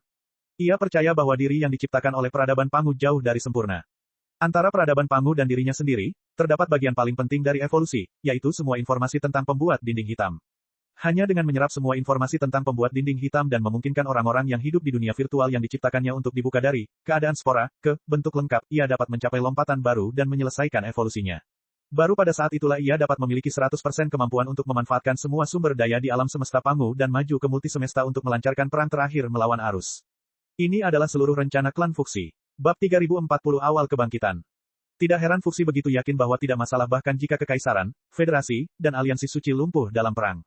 Target sebenarnya adalah relik purba. Selama teknologi pembuat tembok hitam di dalam relik ditemukan, ia akan dapat membangun kembali seluruh peradaban di antara tembok yang rusak dengan cara apapun yang diinginkannya. Liao menghela napas dan berkata, sayang sekali dia terlalu ambisius dan tergesa-gesa. Kita menghancurkannya sebelum dia mengambil langkah pertama. Lalu, kau mewarisi ambisinya. Itu bukan ambisiku, melainkan ideologiku. Ideologiku sangat mirip dengan ideologi Fuxi. Mereka percaya bahwa tubuh manusia memiliki batas, tidak peduli seberapa kuatnya. Hanya dengan melepaskan diri dari belenggu dan mengembangkan jiwaku ke dunia yang lebih tinggi, arah evolusi yang benar akan tercapai. Lu Qingchen berkata, hanya saja aku tidak menyangka bahwa potensi tubuh manusia jauh melampaui imajinasiku. Oleh karena itu, tentu saja, aku harus mengungkap misteri pembuat dinding hitam dan meningkatkan peradaban kita. Pikirkanlah, Liao, pikirkanlah dengan saksama. Saat ini, kita masih disegel dalam kondisi spora. Namun, kita sudah mampu menciptakan peradaban yang begitu cemerlang yang hampir dapat menembus penghalang alam semesta 3 dimensi. Jika kita benar-benar dapat membuka 100% dan mengambil kembali kekuatan era purba miliaran tahun yang lalu, apa yang akan terjadi pada kita saat itu? Saat itu, semua rekan senegara kita tidak akan lagi menjadi manusia, tetapi dewa. Federasi Star Glory akan menjadi kerajaan dewa di bumi. Saat itu, dinding hitam tak berujung yang mengelilingi Pangu Universe akan runtuh, dan bintang-bintang yang miliaran kali lebih besar akan mekar dalam kemegahan glamor di depan mata kita. Semua sumber daya di sekitar bintang-bintang akan tersedia untuk kita juga. Peradaban umat manusia akan membuka lembaran baru. Akan ada harapan bagi kita untuk melangkah ke multiverse dan melawan arus. Ini adalah mimpiku, keyakinanku. Anda bisa menyebutnya ambisi, tetapi ambisiku sama sekali bukan untuk diriku sendiri. Ini untuk tanah airku dan untuk seluruh umat manusia. Begitu ya, aku tidak menyangka kau begitu hebat. Sungguh mengagumkan. Li Yao mencibir. Namun, miliaran jiwa tak berdosa yang terbunuh olehmu, orang-orang dari Federasi Star Glory yang kau lemparkan ke bintang kuno sebagai umpan, dan para penjelajah yang mengorbankan diri mereka dalam sambaran petir dan meteoroid mungkin tidak berpikir demikian. Kami sudah membicarakannya. Lu Qingchen berkata, misteri peninggalan kuno terlalu penting. Aku tidak bisa membiarkan risiko sekecil apapun. Misalkan rahasia pembuat dinding hitam ditemukan oleh para penggarap abadi, bahkan jika hanya satu penggarap abadi yang telah memahami misteri dan berevolusi menjadi dewa, dapatkah kamu menjamin bahwa mereka tidak akan menimbulkan masalah, merebut kekaisaran, atau menghancurkan Federasi Star Glory? Juga, siapa yang tahu apa sikap mereka ketika mereka dihadapkan dengan rahasia yang luas dan dalam dari pembuat dinding hitam? Apakah kamu tidak pernah mendengar pepatah sebelumnya? Sebagian besar waktu, orang mematuhi apa yang disebut moralitas hanya karena godaannya tidak cukup. Tetapi aku percaya bahwa godaan, evolusi, sudah cukup bagi siapapun untuk melanggar semua aturan etika dan melanggar semua sumpah dan perjanjian. Meski begitu, aku masih bersedia mempercayaimu, Li Yao. Aku tidak percaya pada orang-orang kekaisaran, para penggarap abadi, makhluk hidup informasi, atau penggarap lainnya. Namun, dari sudut pandang federasi dan manusia, aku bersedia percaya bahwa kalian dapat berjuang untuk keuntungan terbesar bagi federasi dan peradaban manusia bahkan jika aku mati di sini. Itulah sebabnya aku bersedia memberitahu kalian segalanya tanpa ragu. Jangan berpikir bahwa aku takut padamu atau takut padamu. Kalau begitu aku benar-benar harus berterima kasih padamu karena telah mempercayaiku. Li Yao mendengus. Setelah merenung sejenak, dia berkata, kalau begitu, ketika kamu memasuki makam kaisar tertinggi, tempat ini seharusnya tidak begitu kacau, kan? Tentu saja tidak. Lu Qingchen menggelengkan kepalanya dan berkata, aku meninggalkan semua benteng tertinggi di luar dan memasang jebakan sementara aku memasuki makam kaisar tertinggi dengan lebih dari 10 prajurit dewa raksasa. Saat itu, dunia luar penuh dengan vitalitas dan kemewahan. Tanahnya penuh dengan celah-celah tempat tumbuhnya rumput liar, semak belukar, dan jamur kecil. Namun, aku masih menemukan tenda dan perkemahan yang ditinggalkan oleh Li Linghai dan peninggalan pangkalan terdepan dari era kaisar tertinggi dengan mudah. Tunggu, Li Yao memiringkan kepalanya dan berpikir sejenak. Apa maksudmu dengan mudah ditemukan? Kamu bisa melihat perkemahan Li Linghai tanpa terhalang oleh pepohonan dan tanaman di hutan purba. Tidak, Lu Qingchen berkata, hutan primitif apa? Saat aku masuk, yang ada hanya rumput tak berujung dan pepohonan jarang. Seperti ini, tampaknya, cahaya kehidupan, belum bocor saat Lu Qingchen membuka makam kaisar tertinggi. Oleh karena itu, lingkungannya masih sama. Li Yao berpikir sejenak dan bertanya, apakah kamu menemukan makhluk raksasa, seperti reptil raksasa dan klan pangu liar yang terlihat seperti dinosaurus? Tidak juga. Saat itu, makam kaisar tertinggi telah disegel terlalu lama. Udara dipenuhi dengan bau yang sangat tidak sedap, seolah-olah seluruh relik itu sedang berhibernasi. Pertumbuhan dan aktivitas hewan dan tumbuhan sangat lambat. Lu Qingchen berkata, di mana dinosaurus dan klan pangu yang liar? Oh. Li Yao bertanya, lalu, apa yang kau temukan di depan perkemahan Li Linghai? Prasasti hitam itu. Ya, aku menemukan sebuah prasasti hitam dengan struktur yang sangat presisi. Perbandingan panjang, lebar, dan tingginya hampir sempurna, 9:4:1. Aku tahu bahwa itu adalah gerbang asli menuju relik purba dan tidak bisa dibuka dengan kunci. Lu Qingchen berkata, metode untuk membuka gerbang itu tercatat secara rinci dalam basis data keluarga Fuxi. Aku menyelinap masuk tanpa masalah dan tidak kehilangan seorang prajurit pun hingga saat ini. Seperti yang kukatakan, seluruh rencana itu sangat terkendali dan aman. Jika bukan karena campur tangan istrimu. Hentikan omong kosong itu dan langsung ke intinya. Li Yao mengerutkan kening. Lalu, kamu memasuki kota perak, yang sedang berperang. Ya dan tidak. Lu Qingchen berkata, memang benar aku memasuki kota perak, dan memang benar api peperangan sedang berkobar. Binatang buas dan para penjaga melepaskan kekuatan yang tak terbayangkan. Namun saat itu, semuanya membeku. Li Yao tercengang. Apa maksudmu? Secara harfiah. Lu Qingchen menjelaskan, ketika aku masuk, seluruh kota perak sunyi senyap. Semua makhluk dan mesin diam, seolah-olah mereka terlibat dalam pertempuran sengit di mana daging dan darah beterbangan di mana-mana. Orang bahkan dapat melihat bahwa mutiara darah membeku di udara, tidak terpengaruh oleh gravitasi, seolah-olah waktu telah berhenti. Selain itu, permukaan semua makhluk dan mesin ditutupi lapisan kecemerlangan perak dan kabut abu-abu samar, membuatnya tampak seperti batu nisan kuno. Prajurit dewa raksasa yang kubawa adalah satu-satunya makhluk hidup yang dapat bergerak di kota padat ini. Kami seakan-akan sedang berjalan di kuburan yang telah ditinggalkan selama ribuan tahun. Meskipun suasananya suram dan aneh, kami tidak mengalami kerusakan yang berarti. Sebenarnya ada hal yang luar biasa. Li Yao mengamati setiap riak jiwa Lu Qingchen dan memastikan bahwa dia mengatakan kebenaran. Dia tidak dapat menahan diri untuk tidak berseru, seberapa canggih teknologi yang dapat membekukan semua makhluk di kota dalam sungai waktu. Saya tahu bahwa banyak bakteri akan berhenti berfungsi secara otomatis saat berada di lingkungan yang keras dan kekurangan oksigen. Bakteri akan membeku dalam waktu lama dan mencair sendiri saat bertemu lingkungan yang cocok. Lu Qingchen berkata, mungkin, di mata para pembuat tembok hitam, klan Pangu dan klan Nua hanyalah kuman. Tidak sulit bagi mereka untuk melestarikannya. Berlangsung. Li Yao bertanya, kalian jelas tidak ke sini untuk jalan-jalan. Apa tujuan kalian? Target saya, tentu saja, prosesor kristal mainframe Silver City, separuh lainnya dari Fuxi. Lu Qingchen berkata, namun, saya tidak perlu menemukan badan utama prosesor kristal mainframe. Itu pasti tempat yang dijaga ketat dan sangat sulit dimasuki. Selama saya menemukan terminal yang terhubung ke prosesor kristal mainframe dan memiliki kemampuan komputasi yang cukup, saya dapat meretas basis data prosesor kristal mainframe melalui terminal, mengaktifkannya dari jarak jauh, dan membajaknya. Lagi pula, semua yang ada di sini beku. Aku bisa mencari dengan bebas asalkan aku cukup berhati-hati untuk tidak menyentuh solidator yang diselimuti kabut abu-abu dan cahaya keperakan. Di antara fragmen data yang saya serap, tidak ada desain struktural terperinci dari kota perak. Namun melalui orientasi kabel kristal bawah tanah dan distribusi gedung pencakar langit, saya secara bertahap menemukan pusat kota. Prosesor kristal mainframe yang disebut harus dipasang di pusat kota dengan pasokan energi yang kuat di dekatnya, bukan? 11. Tak lama kemudian, saya menemukan stasiun pangkalan pasokan energi yang mentransmisikan energi spiritual ke prosesor kristal mainframe dan mengaktifkan terminal di sana. Saya memindai dan menentukan koordinat prosesor kristal mainframe melalui tabung pasokan energi sebelum saya meretasnya. Dengan izin dari Fuxis dan paket serangan, semuanya berjalan dengan sangat baik. Saya mengaktifkan prosesor kristal mainframe dan mulai mengubah serta memasang izin baru. Secara perlahan, selangkah demi selangkah, saya mengambil alih izin semua modul. Tingkat integrasi kedua pihak meningkat menjadi 50%, 60%, 70%. Ketika aku mencurahkan seluruh kemampuan komputasiku dan bahkan seluruh jiwaku untuk integrasi, istrimu melompat dari punggungku dan meledakkanku dengan brutal, memutus hubungan antara aku dan prosesor kristal mainframe dan memicu reaksi berantai yang tak terduga. Kemudian, seperti yang kau lihat, seluruh kota perak, bersama dengan semua makhluk dan ciptaan yang disegelnya, semua binatang buas dan mesin pembunuh yang menakutkan, telah dibangkitkan. Cek cek cek cek cek cek cek cek. Rakan-rakan kultivator sekalian, sebelum retret, sila terus berkultivasi untuk jurus subscribe, like, share dan komentar agar sekte novel Sadim terus berkembang pesat.